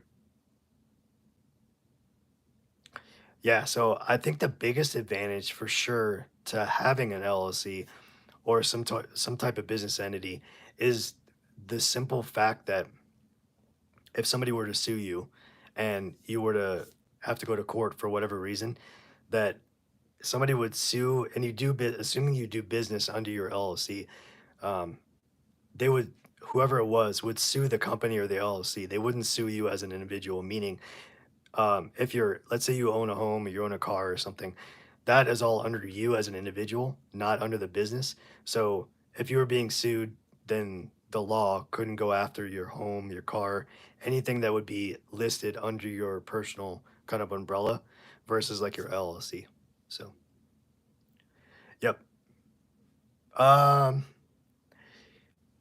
as far as what's better, I think just in terms of, I think what's more well known, I would say Fiverr, but I think it really depends on what you're going to be doing freelance wise. What is your skill? What's your business that you're going to be doing, or what are you going to be offering to clients? I would definitely create an account for both because it's free, and then you can take a look and see what the opportunities are. Like Joy said, Fiverr takes $1 for every $5. Is that what it was? So if Upwork is a little bit better odds, or not odds, but if the cut is a little bit less, then maybe you go with that because you retain more money. So, yep, Chrome on me. So I would say to protect yourself, I'm really just talking about if you were to get sued, meaning if you were to have an LLC getting sued versus getting sued as an individual. So if somebody sued an LLC or a business, they wouldn't be able to go after your house or your car or any other kind of assets that you have that are underneath or created underneath your personal individual self. So that's a huge advantage, definitely, to having an LLC. But you got to remember, you can't just have the LLC like floating out in the world. I mean, you have to actually sign up to these platforms and stuff, as a business account, if that's what you choose to do. And that way it'll tie back because, Fiverr and Upwork, I mean, all these, everybody, everything that you make, they're probably like, I don't know, it could be 1099s, meaning like they'll just write you, you'll get a 1099 statement, I'm sure. Um, and then you're gonna have to pay taxes. So at the end, based on how much income you make. So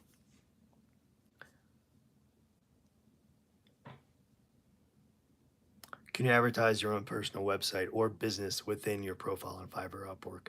Or do they not allow that? Yeah, yeah, absolutely. I'm sure you can because they're gonna want some sort of portfolio, or some sort of proof that you know how to do what you say you do. And the best way to do that is to list your whatever, whether it's your social media or your personal website or your portfolio. So yeah, I would definitely say that.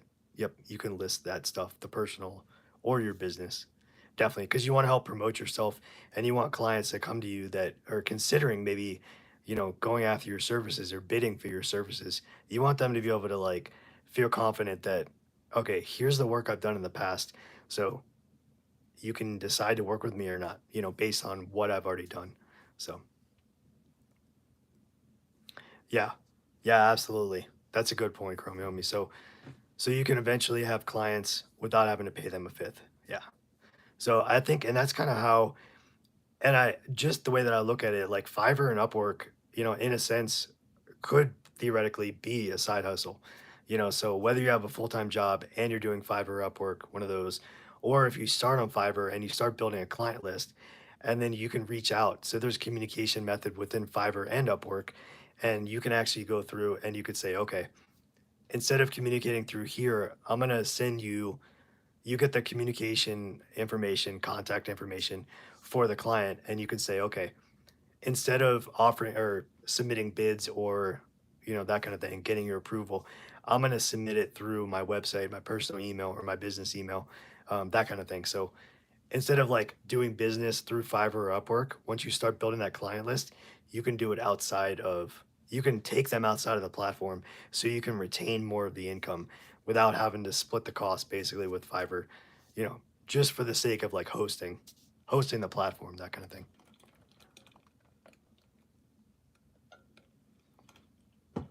Yeah, definitely. So in terms of best practices for dealing with clients, whether it be new or repeat or, just somebody who's been with you from day one, I would say number one, above everything else, is communication. So you want to be as clear and concise and as upfront as you possibly can. So you don't want anything to be misconstrued. You don't want any hidden or sort of subtle, kind of like you're hiding something. If you want to build a business and build your reputation and be able to attract new clients, communication is number one above anything else, above cost, above profit, above what you're trying to command as far as like, you know, your charges, that kind of thing. So I would say be a good communicator, learn how to communicate. That's number one. Number two is be very realistic and transparent with what your work is, what you've done, prove that you have these skill set and this is what you've accomplished as far as like, okay, I built this website for company 123. All right, this is the graphic design work that I've done. Here's the promo material. Here's the video editing I've done. So basically be ready to offer real life examples of what you can do, your work. So yeah, I would say those are both probably the best practice that I could think of is communication and offering like real world examples or a portfolio of what you've done so you can prove that, hey, this is what I've done. I have happy customers or clients, either or customers or clients, and people actually, they want to come back and they ask me to do more things.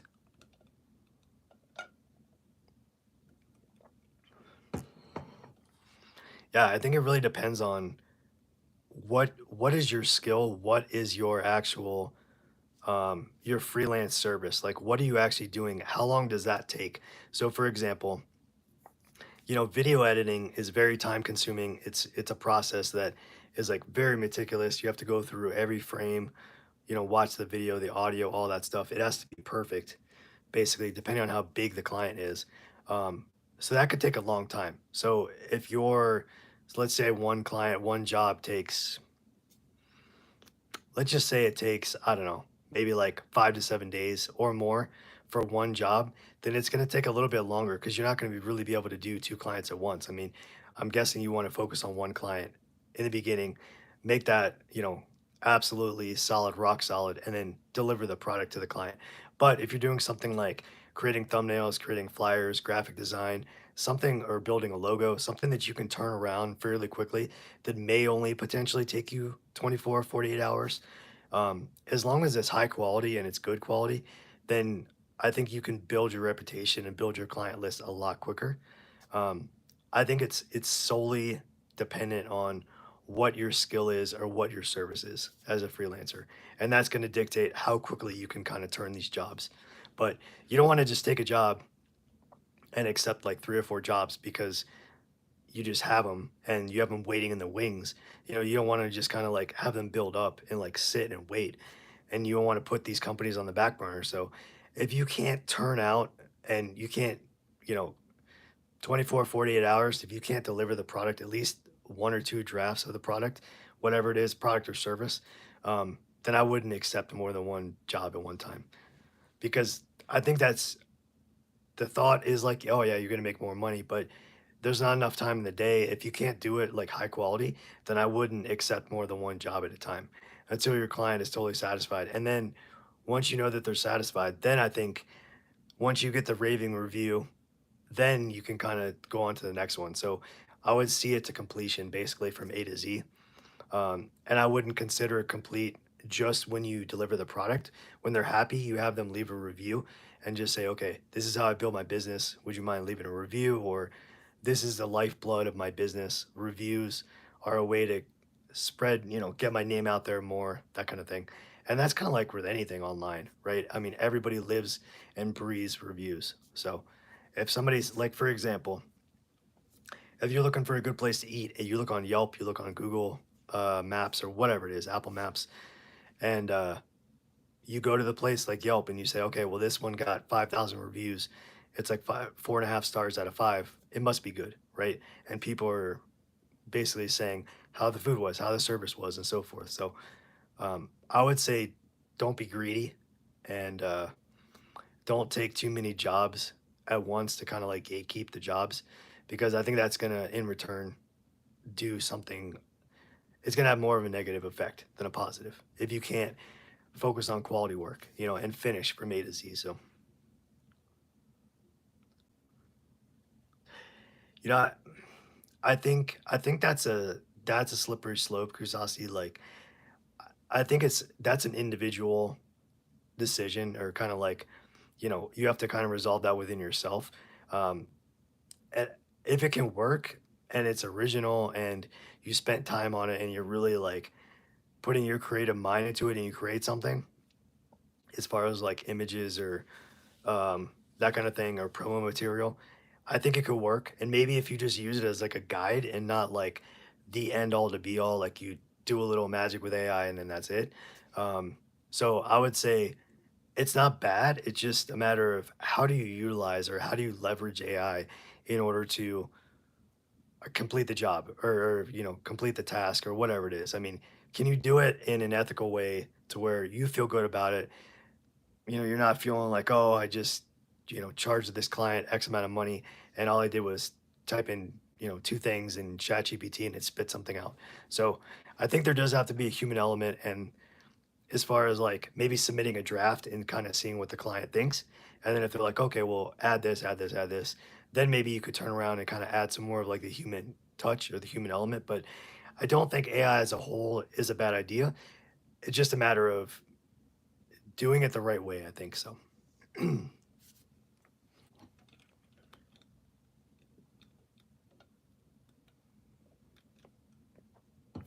I gotta be honest, I'm not 100% sure.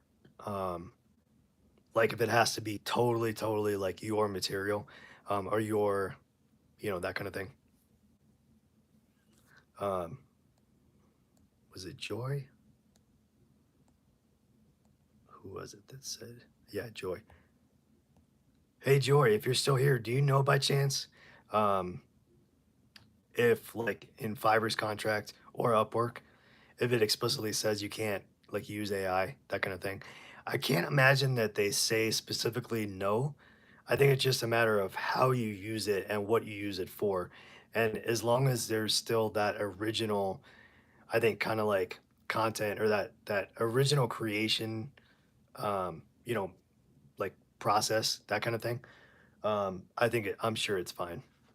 So I would just say, yeah, I agree with Albizzer's. Like it's on the surface itself is not. I don't think it's unethical. It's really a matter of how you use it, how far do you do it. I mean, what is your threshold? Your I guess you're kind of in terms of integrity. I mean, how far do you go with that yourself? As an individual. But no, that's a good point because I know you know just for example, like um if you're like a blog and you try to do like just have an AI program spit out like an entire article and you copy and paste it as is with no edits, no human touch, no human element, no pictures, nothing like that. I mean, I think you're taking a gamble in that sense because there's no like human touch or human emotion or anything like that. So, okay, they allow it. Okay, cool. W generation that's cool. That's cool. That's good to know though.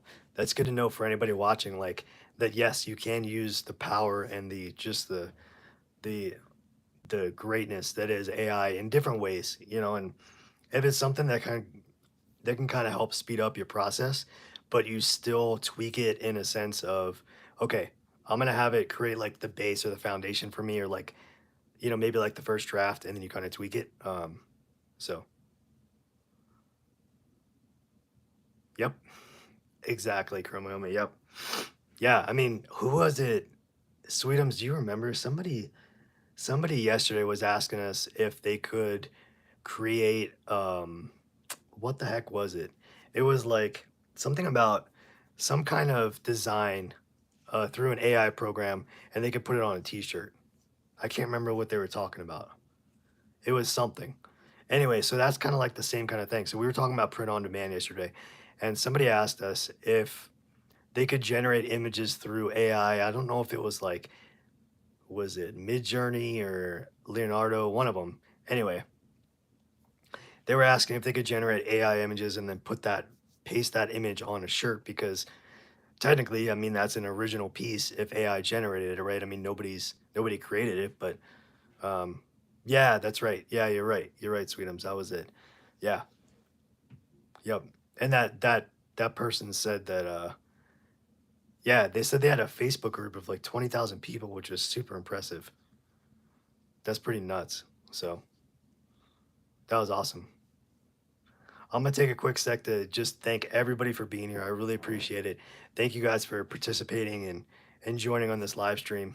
We definitely are happy you guys are all here.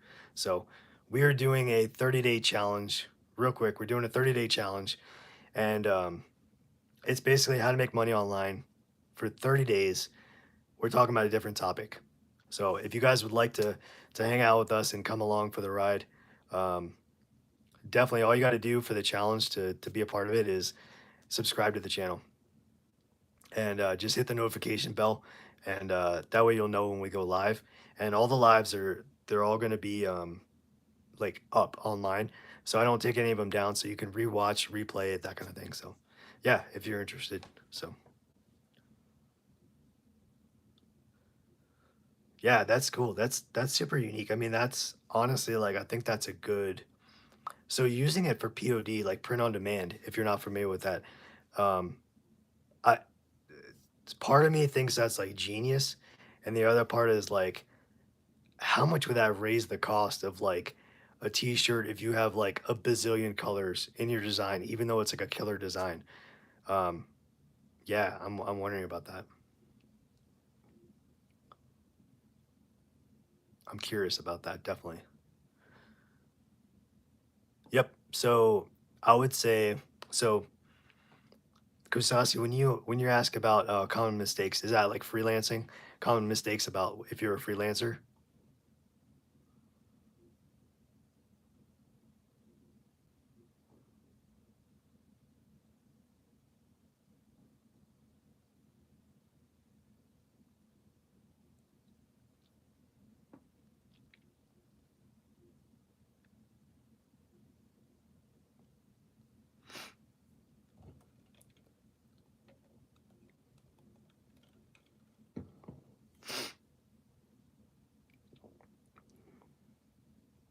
Yep. Okay. So yeah, I would say for starters, definitely know what your worth is and do your market research as far as what you charge, what is acceptable to charge, that kind of thing. In terms of having to know what you're worth, you know, because you don't want to undercut yourself, but at the same time, you want to be competitive as far as like charging. So that could be definitely one mistake is charging the wrong price or charging lower than what you deserve to make. But you need to back that up. That's the thing. You need to back up what you charge. So that's why we kind of talked about having a portfolio and being able to tie those two together. So if you want to command a certain price, you have to prove that you're worthy of that price. And there's no better way to do that than with reviews and with a portfolio, just showing, okay, this is my line of work. This is what I've done. Another thing definitely is, I think, choosing the wrong clients. So choosing the wrong clients slash saying yes to everybody. That's the beauty is you can choose who you work with or who you work for or what jobs you take. So you can get a sense of, I think, doing like an introduction with like a client and kind of getting a sense of how they're going to act or behave or what kind of style they have personality wise. So I definitely would make sure that, you know, you're kind of in line with, you know, their morals and ethics or just that you get a good sense or good feel from them. Um, just in that sense. So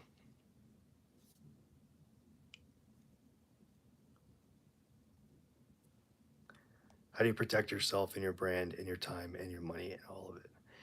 Yeah, I would say some of it like is to a certain extent is common sense in terms of if you get a feeling about you know that something's wrong, something feels off, you don't know about this client, maybe they're promising you too much or it sounds too good to be true. I think just go with your gut or your intuition, but definitely to protect yourself and your brand and your time. Not only does an LLC protect you as an individual if you were to get into legal trouble, but at the same time.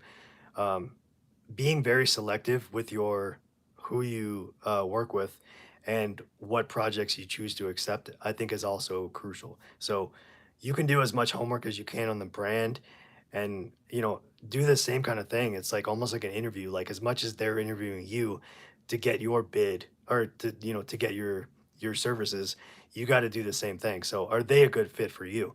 So that would be another way you could try to protect yourself as far as you know, making sure that it's on the up and up. So, hey, Huda, thank you for joining. Really appreciate it. Yeah, affiliate marketing definitely does make money for sure. Do you have any, you know, we're talking about freelancing, but I don't mind if you have questions about affiliate marketing. So if you have anything specific, definitely feel free to ask. So if you're not using Fiverr, Upwork, and just doing freelance work on your own, would you recommend the client pay half before you start and then the other half when the job is done? I think, yeah, I mean, I don't think, thank you, Sweetums. I don't think that that's necessarily a bad idea to say, okay, we're going to do half before. And what you can even do is maybe say, maybe a portion of that half before is non refundable. For example, like putting down a deposit. You could say, I don't know, let's say that the job itself is $1,000 and you're like, okay, well, you got to put down maybe like a fourth of that, you know, that kind of thing. So 200 bucks. So, and then you could say of that deposit, $50, $100 is non-refundable because it's like the commitment fee, that kind of thing. So if they decide they want to back out, at least you're not totally out in the water, you know? So I would say that's not a bad idea. I think, and it's all about testing, trial and error. I mean, if you decide to do that with one client, it doesn't mean you have to do it with all the clients. So you can really kind of gauge and try to see if that might work for you, or maybe ask around your network. If you have a network of people that do freelancing, um, talk to them, maybe see out what they do. And if you don't have anybody in your network, if you're just starting out, I think the only way to really find out is to try it, is to test it, right? So you could say, okay, half now and half when it's done. And you'll find out really quickly if people reject the bid. If they're like, I'm not doing that. That doesn't sound right. I just want to pay you when the job's done. Then you can kind of get a sense of, are they willing to work with you or not, in terms that thing. So yeah, I mean, as far as like taking the deposit, I think it's smart to at least have a little tiny bit of, okay, the deposit we'll say is $200, but 25 or 50 of that is for the commitment itself. So that part of the deposit is non-refundable. So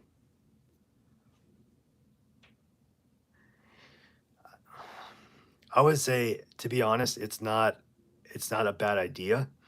I'm definitely not going to give legal advice, but I would say it would be very very wise and smart, I think, and incredibly helpful in the end. Meaning like to protect yourself overall. If you're doing this freelancing outside of like a Fiverr or an Upwork, I think it's definitely smart to have some sort of legal, um, not necessarily even representation, but maybe like hire a local lawyer that does business law to at least look over the contract and give it your blessing, give their blessing, that kind of thing. Basically, in terms of, yeah, this looks good, or you need to add this or that. Because, hiring a lawyer like that doesn't necessarily always mean that you're going to go to trial and go to court and all that stuff. I mean, they obviously have there's other things that they do besides just that. So, um, but as far as the legal side of things and protecting yourself, before you get too deep and too big of a client list, um, you don't want to say, oh crap, I wish that I would have had a lawyer look over this, or I just screwed myself out of this contract because I don't know how to write it, or I don't know how to, basically structure it, or they found a loophole, that kind of stuff. So I think it's very smart to have some sort of law professional look over your contracts before you actually start doing this. Just so you know you have that foundation and you don't have to worry about it, because you can effectively use the same contract but just kind of change some of the terminology.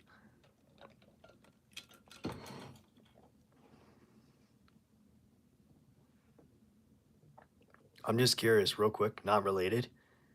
Can you guys hear a dog barking in the video? The last maybe like minute or so? Just let me know if you heard a dog or not. I'm just curious. I think she's up here, upstairs. So yeah, I think so. I think so, Chroma. I mean, I'm sure you can find lawyers on Fiverr. Um, and you can, do it the old fashioned way too, like just kind of ask around, ask, family or friends if anybody has like a business, uh, specifically like a business lawyer that deals with business contracts and that kind of thing. If you can't find anybody that way, you can always Google it like locally. Okay, sounds good. Thank you, Sweetums. You can always find somebody local. So that's always something. You can always Google local to wherever you live, lawyers. And if nothing else, a lot of these lawyers that I found do like free consultations, whether it be on the phone or in person, just to meet and kind of talk about, all right, what are you trying to get done? What's your goals? What do you want to accomplish? That kind of thing.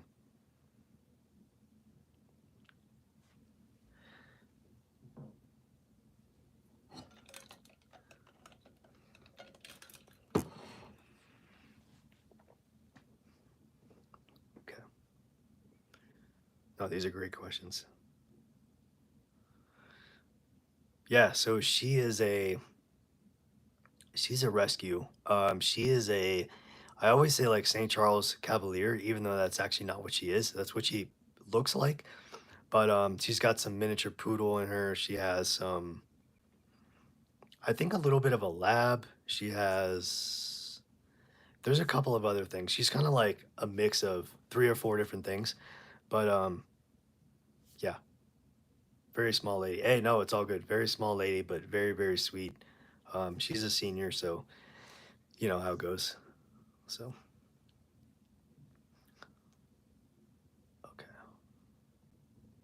Yeah, I hope you guys are enjoying this. I'm just curious, anybody out there in the live chat here, has anybody caught any of our other days from this live stream, from this 30-day challenge? Anybody else caught any other days?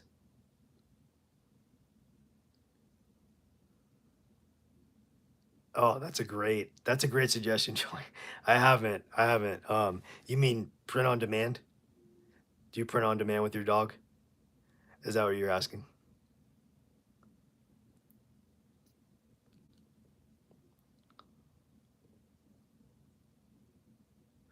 Yeah, I know I haven't, but that would be great. She's a sweet lady, very she's totally a princess, you know, like I'm sure a lot of other dog owners, you know, view their loved ones. Um yeah, no, I haven't. I've actually done some YouTube videos with her. So if you guys want to check it out, there's some videos, mostly shorts that she's in. So awesome. Thank you, Chromie homie. I really appreciate that support. Definitely. Yeah, no, this you know what's cool? I mean, once the lives are done, I kind of look and see like, is anybody doing this kind of thing where they do live and they talk about this stuff? And like, I really haven't, honestly, I haven't found anybody. I haven't found anybody else that does like this type of live like every single day. Usually it's like, you know, people will play video games, you know, which is awesome, whatever, every day or whatever if they go live. But I haven't seen anybody do a challenge like this where they're talking about different business models or how to make money online every single day. So yeah, that was really the draw for us or for me, you know, just to do it all. I thought it'd be cool. I thought it'd be neat. I'm only 5 days in, and I'm like, crap, man. My voice is already, I can already tell my voice is going. But hey, we're going to the very end. We're not going to be stopping. Even if I have to hold up like cue cards, you know, with what I'm saying, like, or use like some kind of automated voice or something. Um, so yeah, when we were originally planning on this, I was like, oh, I'll do like an hour for the live, but most of these live streams go for like between 2 and 3 hours, which is so cool because of the interacting with everybody.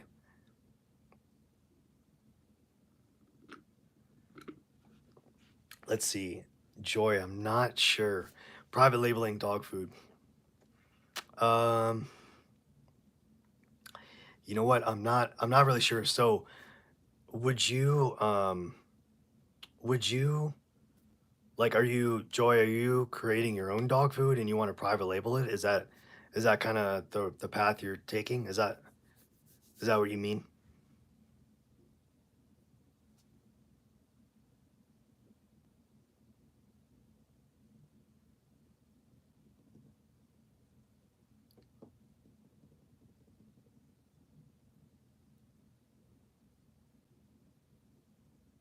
Right on, Sweetums. Yeah, I have two definitely. So you kind of get like, you know, they do the cuts like for 30 seconds. I mean, you get a couple seconds for each day. So I have a friend who was thinking about, yeah, I mean, to be honest, I think what you could do as far as like private labeling, I mean, um, the best place to start would be, you know, I think as you know, kind of simple as it sounds, I would say definitely like hop on Google and try to find private label like companies as far as like, because I know obviously for like drop shipping, you know, that kind of thing, people drop ship their whatever the product is and then they have their packaging private labeled, so it doesn't come in like, you know, a brown box, that kind of thing. So you could look, they or the friend could look online. You can even do um, like I know Canva, I know Sweetums was mentioning that Canva has different templates and stuff where you can actually like, depending on if you want to private label the entire bag or just kind of have like a generic bag with like some imprint on it, you can also maybe do like stickers or like that kind of thing where you can plaster it on it. So yeah, that might be something. Yeah, that's the only. I think if it's kind of like depending on how big the company is, obviously, um, I think, you know, there's some challenges there as far as getting everything like kind of like lining up, you know, the legality of it. But Yeah, no, I definitely think that it can be done. Obviously, it can be done. It's just a matter of finding the right, I think, supplier and, partnering with the right business. Yeah, yeah, you're welcome. Sorry, I know that really wasn't an answer. I apologize, but I really don't want to steer you down the wrong path. So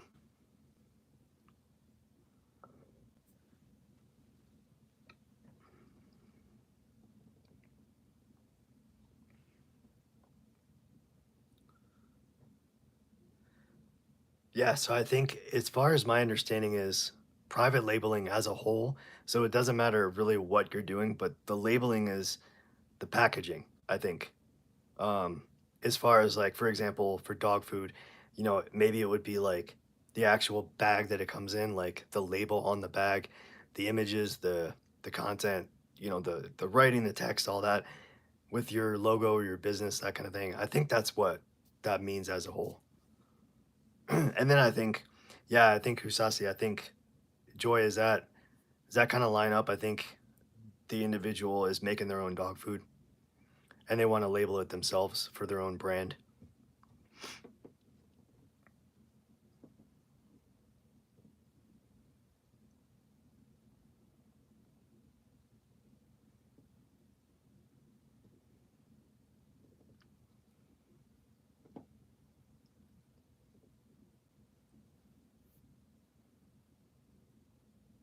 Oh, dog treats. Okay, cool. Yeah, no, that's cool. That's cool. What you could do is, I wonder if you could find, like, depending on how big the bag is that they want to, like, how many treats they want to put. Um, maybe you could find like, what Sweetums was recommended the other day to somebody was maybe just printing out like stickers with kind of like the brand on it, and then finding like maybe make a bigger sticker as like a label kind of thing versus like actually printing the ingredients and stuff on the bag itself. Maybe just, you know, instead of printing it on the bag material, just do like a big kind of like square sticker that you have everything on there. That might be an option that potentially might be cheaper, but then you would just have to kind of research like where do you find the bag, for the treats. But I'm sure you can find some kind of like, wholesale if they don't already have it. If the friend doesn't already have it, like a wholesale um, kind of like supply for the bags, like just a normal. I don't even know what material you'd call it, like a normal bag. It's not paper, but like like any kind of dog food or cat food or treats or whatever that you get in the store. It's like I don't know. Is that plastic? I'm not sure. I'm not sure what that is. Like the actual material, because it doesn't seem like it's paper.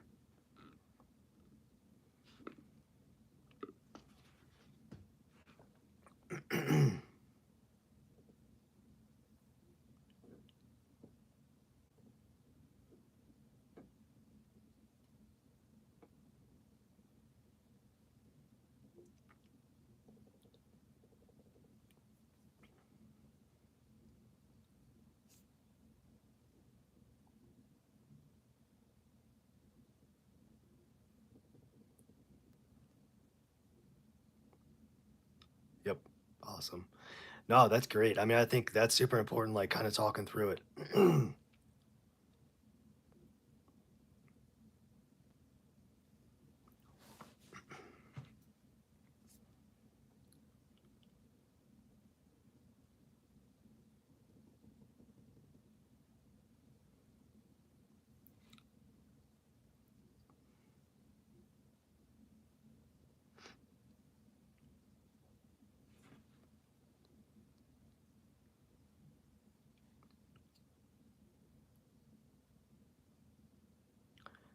So I think Kusasi and Jory, you can definitely correct me if I'm wrong, but I think private label, you would be marketing your own product, I think, with your own custom label.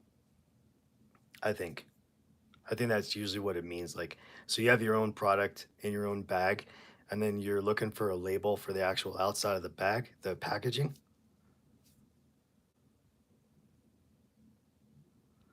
I think. I could be wrong. I could be totally wrong, but I guess I thought it was your own brand product, whatever that was, in your own custom packaging.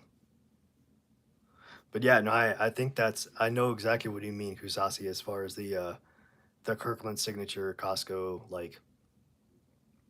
So is that their is that Kirkland signature is like their like d- is it like their generic brand of like instead of labeling it Costco? Kind of like how Sam's Club has Members Mark. I think that's what it's called, Members Mark.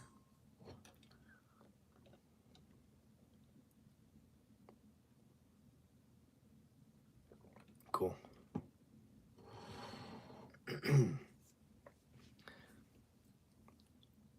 Yeah. Yeah, I think you're right, Kusasi. Yeah, it would be. I think it's just trying to figure out the actual packaging of it, like the physical box or bag or however you want to ship, however you decide to ship the product. Um, like kind of like the label and like how it's put together, that kind of thing. I think I might be confusing myself. No, but this is good. I mean, this is good to like talk this out because it's definitely going to help people, for sure.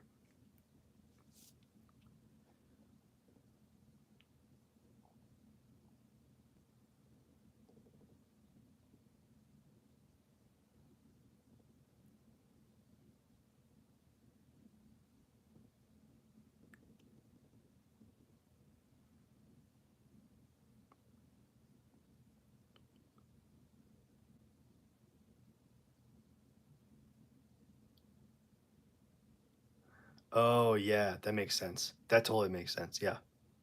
Yeah, right on. Got it. So in the bottle would be Grey Goose vodka, but the outside label is Kirkland Signature. Okay, got it. Yeah, that makes sense.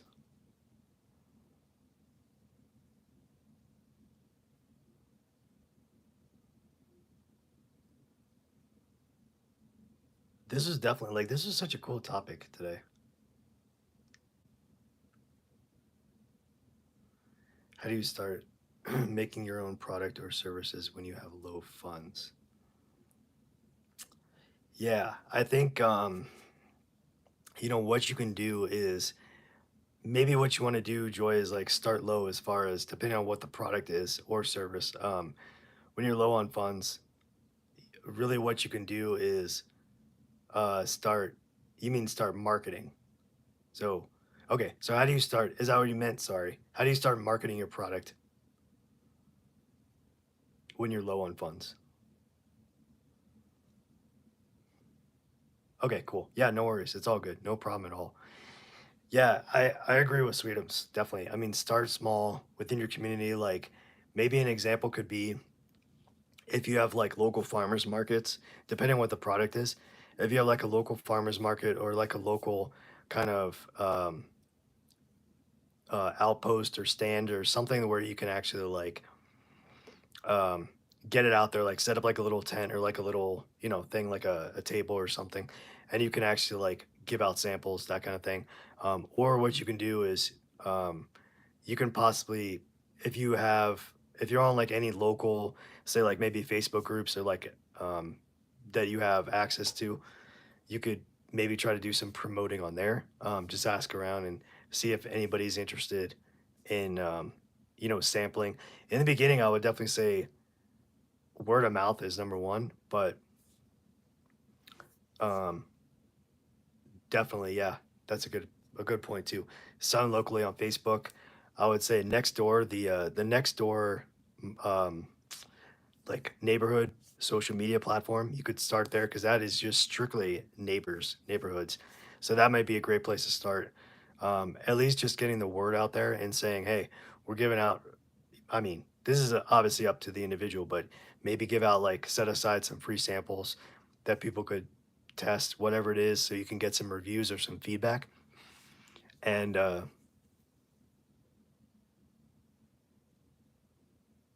that's cool. Yeah, that is cool.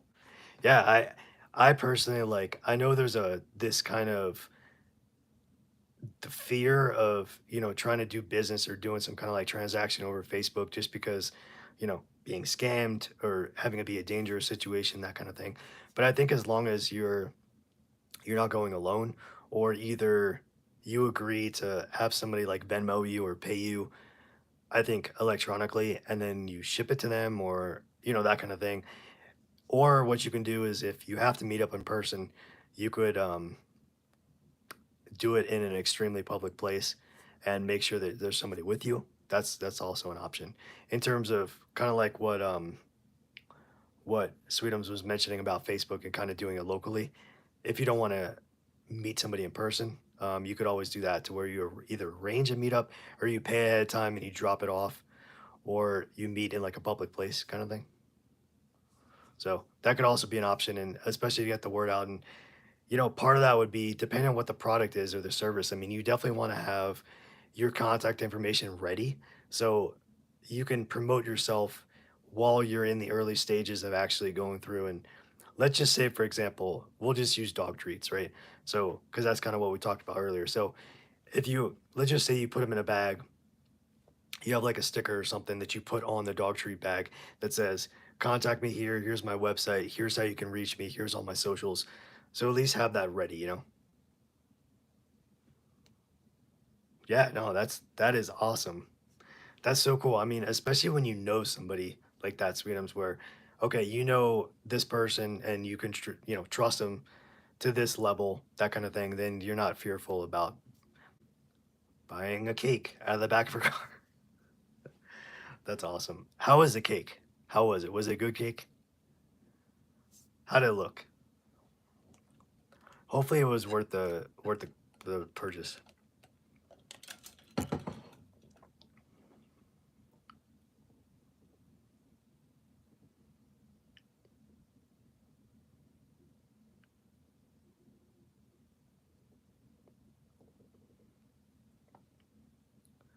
Yeah, you're welcome. No problem. Definitely. So just some, kind of suggestions, some food for thought. That's a good idea. Yeah, that's a great idea, Sweetums. Yeah, definitely. Like, really, to be honest, kind of based off of what Sweetums said, I would start with the people that you trust, and the people that would give you an honest assessment or feedback about the quality of the product, or, maybe not necessarily the quality of the packaging, but like, just that kind of thing. If it's food, obviously you want to have an assessment. I mean, your family's always going to tell you, you know, that looks great, whatever. I mean, you almost kind of need like some kind of people you trust, but maybe not necessarily like, family, whatever, but just something to get like some kind of honest feedback. Just be like, hey, I need your honest feedback about this, whatever it is. So, oh, that's a bad cake when it does that to you. You're like, oh, come on. I wanted to support you, but, you know, I had a terrible experience at the end. Dang. That's bad, especially if like, if the cake was to be good and then you still had a negative effect at the end. That's unfortunate. Yeah, that's a beauty about these live streams, is that we literally talk about anything. I mean, we try to stay on topic. It's all good. And I love how we kind of branch off and just, get into like some personal little, details here and there. I mean, it definitely makes it more of a interacting human experience. So that's very cool.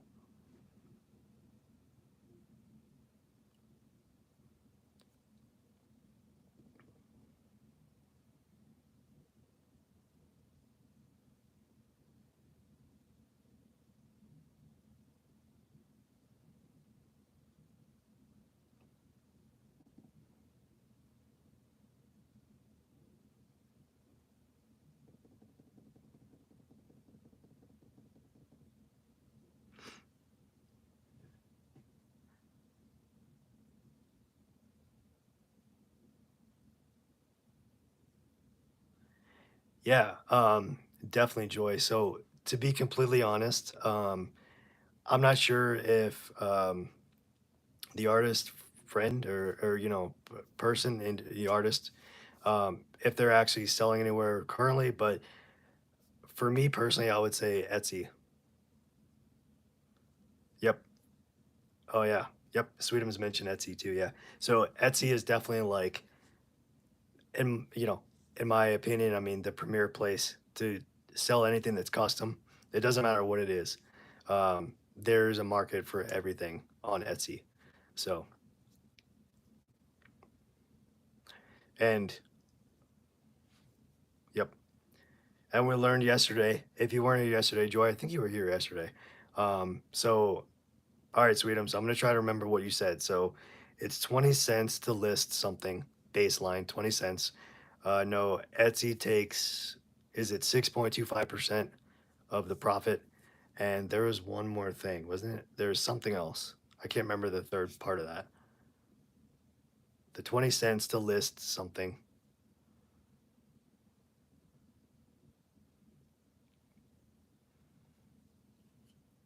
Yeah, so how do you keep up your motivation to be self-employed and to do freelance? I think you have to figure out, you have to decide and figure out in your own head, your own self, like, why are you doing it? Is it only to make extra money? Is there, if that's the case, that's fine. What is the actual reason? Oh, thank you, Sweetums. That's right. Excuse me. What is the reason that you're doing what you're doing?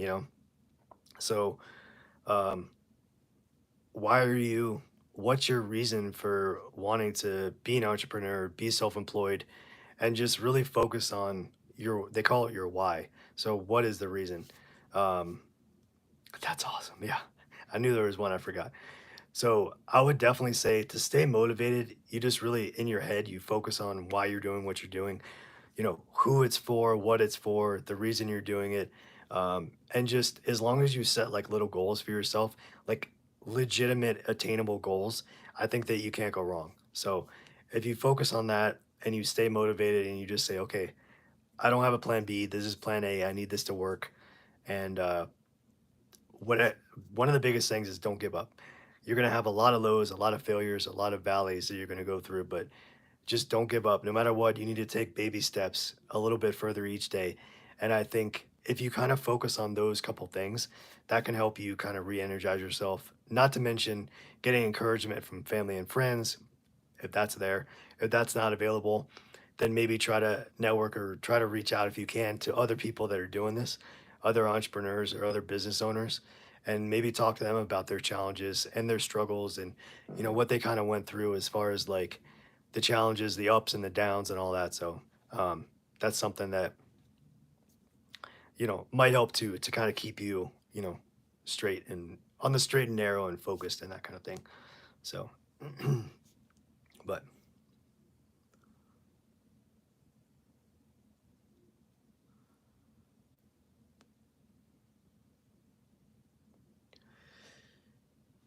that I think is $1 million question for sure, Chris Hossie. To be to be completely honest, there's two things I think that are get rich quick. So number one is winning the lottery, and number two is inheriting a lot of money. um, so as far as I'm concerned, and I've seen, there's nothing, no business model, there's nothing that you can do in a general sense to get rich quick. If you make some money quickly, not rich, but some money, usually you're getting scammed or you're scamming somebody. So everything takes time to build foundation and to do it right, to learn the skills and to perfect the skills so you have this going forward so you can basically rinse and repeat. um, yeah, unfortunately there's no legitimate kind of realistic way to get rich quick. Yeah, either you're doing it morally wrong and you're scamming other people and you're taking advantage of people, or it's like a lottery. You won the lottery, you want to scratch off, or something like that. You won like a lotto for life, or you inherit money. So I think those are the only really kind of like two or three ways. But yeah, everything else, I think basically we're being sold and fed lies as far as like, you can do this, you don't need any experience, that kind of thing. I think there's something to be said about, yes, you can start these business models with no experience and you can learn, but you're not going to make thousands of dollars, hundreds of dollars overnight. Um, it's basically like gambling, right? I mean, you're going to take a gamble, and you really have to be dedicated and determined to actually to learn how to do it, and you have to be consistent with keep going, keep learning, keep grinding, and you know, mindset is everything. You can't give up. So I would say out of all the course or out of all the topics for the 30-day challenge, let's see. Let me just go through them real quick. I would say, sorry, I'm just going through it real quick. The quickest. Okay, so there is one, uh, actually two. So one that's coming up, online tutoring. That's coming up in the next week or week and a half. That's something theoretically, I wouldn't say getting rich quickly, but that's something that you could make money with immediately, assuming you're doing it either, if you're doing it in person, you could definitely start raking in money. But if you're doing it online, it really depends on, how long you're doing actually the tutoring sessions as to when you receive payment. The other thing that I was thinking about is that's on this, it's on our list is cryptocurrency trading. And this is definitely comes with a large asterisk. I mean, talk about not giving advice on, the legal side of things or investment advice. But I've heard of people making large sums of money trading crypto. But it's incredibly volatile, and it's very risky, very dangerous. And I think you can get greedy real fast and lose a lot of money very quickly. So, I mean, that's not necessarily the answer you're looking for, but I think in all of the 30 days, those are probably two of the quickest ways that you can make money. But I think maybe kind of the more important thought is like, is that sustainable? Is that something you can do long term, have it be stable and consistent? And I don't think so. Um, I mean, there's stock traders, day traders that they make money all the time, but it's really like an art and experience, and you have to learn skills, and you really have to understand, the peaks and the valleys and that kind of thing. Yep. Yeah, absolutely. That's a great point. Pet sitting, dog walking. Yeah, that's absolutely something you can do like immediately, for sure, and start building a client list. And you can really leverage something like the next door, um, kind of like social media, whatever, neighborhood platform for that, and reach out to like local neighbors and that kind of thing.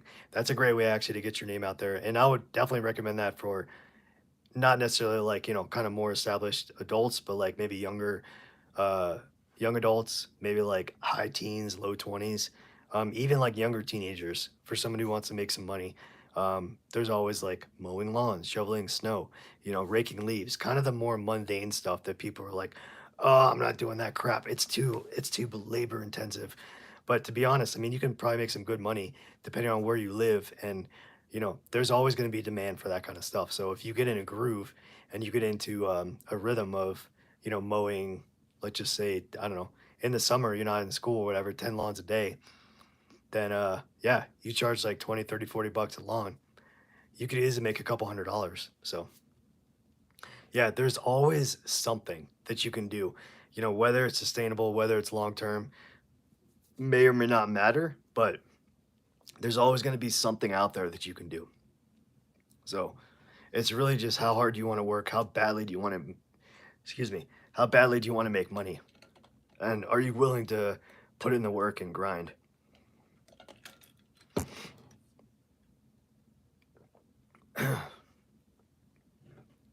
Yeah, I don't know if kids do paper delivery route. I don't I'm not sure. I actually don't remember even seeing like an adult drive around with a car and throw it out their window. I'm not even sure. Somebody's got to do it because I know there is such a thing as like a paper delivery, like a local, I think local paper delivery, but I'm not really sure. Yeah, that's a good question. That's a good question, Kuzasi.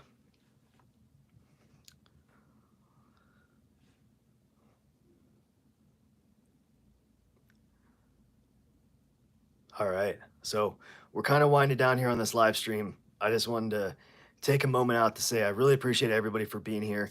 It definitely means a lot to me. Thank you for the support. You know, This channel is not monetized, so we have no way, we don't make money from YouTube. We're just trying to give as much as we possibly can out to the community and spread, spread our information and knowledge and, that kind of thing. So at the very top of this live chat, there's a pin comment. So there are a couple different ways if you feel inclined to support us. We have Buy Me a Coffee, Cash App, Venmo, PayPal, Zelle. So if you would like to, you know, donate something, then we would be very grateful, but there's no obligation. Just wanted to throw that out there. We're definitely working towards, expanding our channel and, liking the channel and that kind of thing. That definitely helps. So liking the videos, spreading the word, maybe inviting, friends, family, neighbors, anybody that you think would benefit from not only this challenge of making money online, but also somebody who might like, in general, how to make money online with having a full time job. So, we cover a lot of different topics on this channel. So, yeah, we'd love to have anybody subscribe and be a part of this. So, yeah, we really, really definitely appreciate the support. And okay, so now that the cringy stuff is out of the way, right? So, okay, let's talk about tomorrow. Since this is a 30-day challenge, we are definitely going live every single day. The time varies a little bit because it's not a weekend tomorrow. It's going to be Monday. So I'm not exactly sure when we're going to go live, but um, so tomorrow we're going to talk about online courses. So that's a topic for tomorrow. So online courses, creating and selling courses, what's the best platforms to use, how to market your course, and identify what you would actually do for a course. Like how would you actually sell the course? So tomorrow is going to be super interesting, like way different from freelancing, um, but it's going to be awesome. So if you're definitely not yet subscribed and you want to hang out with us on this challenge, definitely hit the subscribe button if you're interested. And come along with us. Don't forget to hit the bell. That way you can be notified when we go live because we're definitely going live. We are going live every day for the next, what is it, like 26 days until July 12th. So July 12th is the last day we're going to be going live for this challenge. So, yep. Thank you so much, Kusasi. I really appreciate it. So, does anybody have any last minute questions here before we turn down this live? I appreciate everybody's support for being here and supporting us.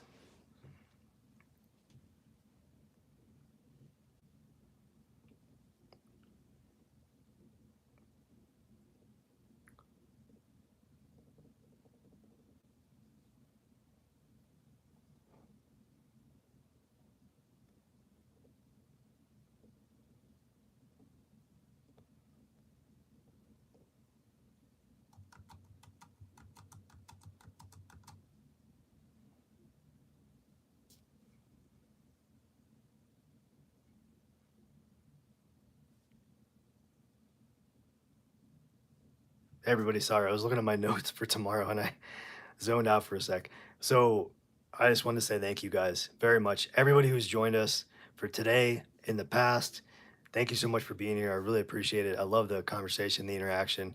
And Joy, we'd love to see you again. King, we'd love to see you again. Kusasi, Chromio, Miss Sweetums, we'd love to see you guys all again on another live.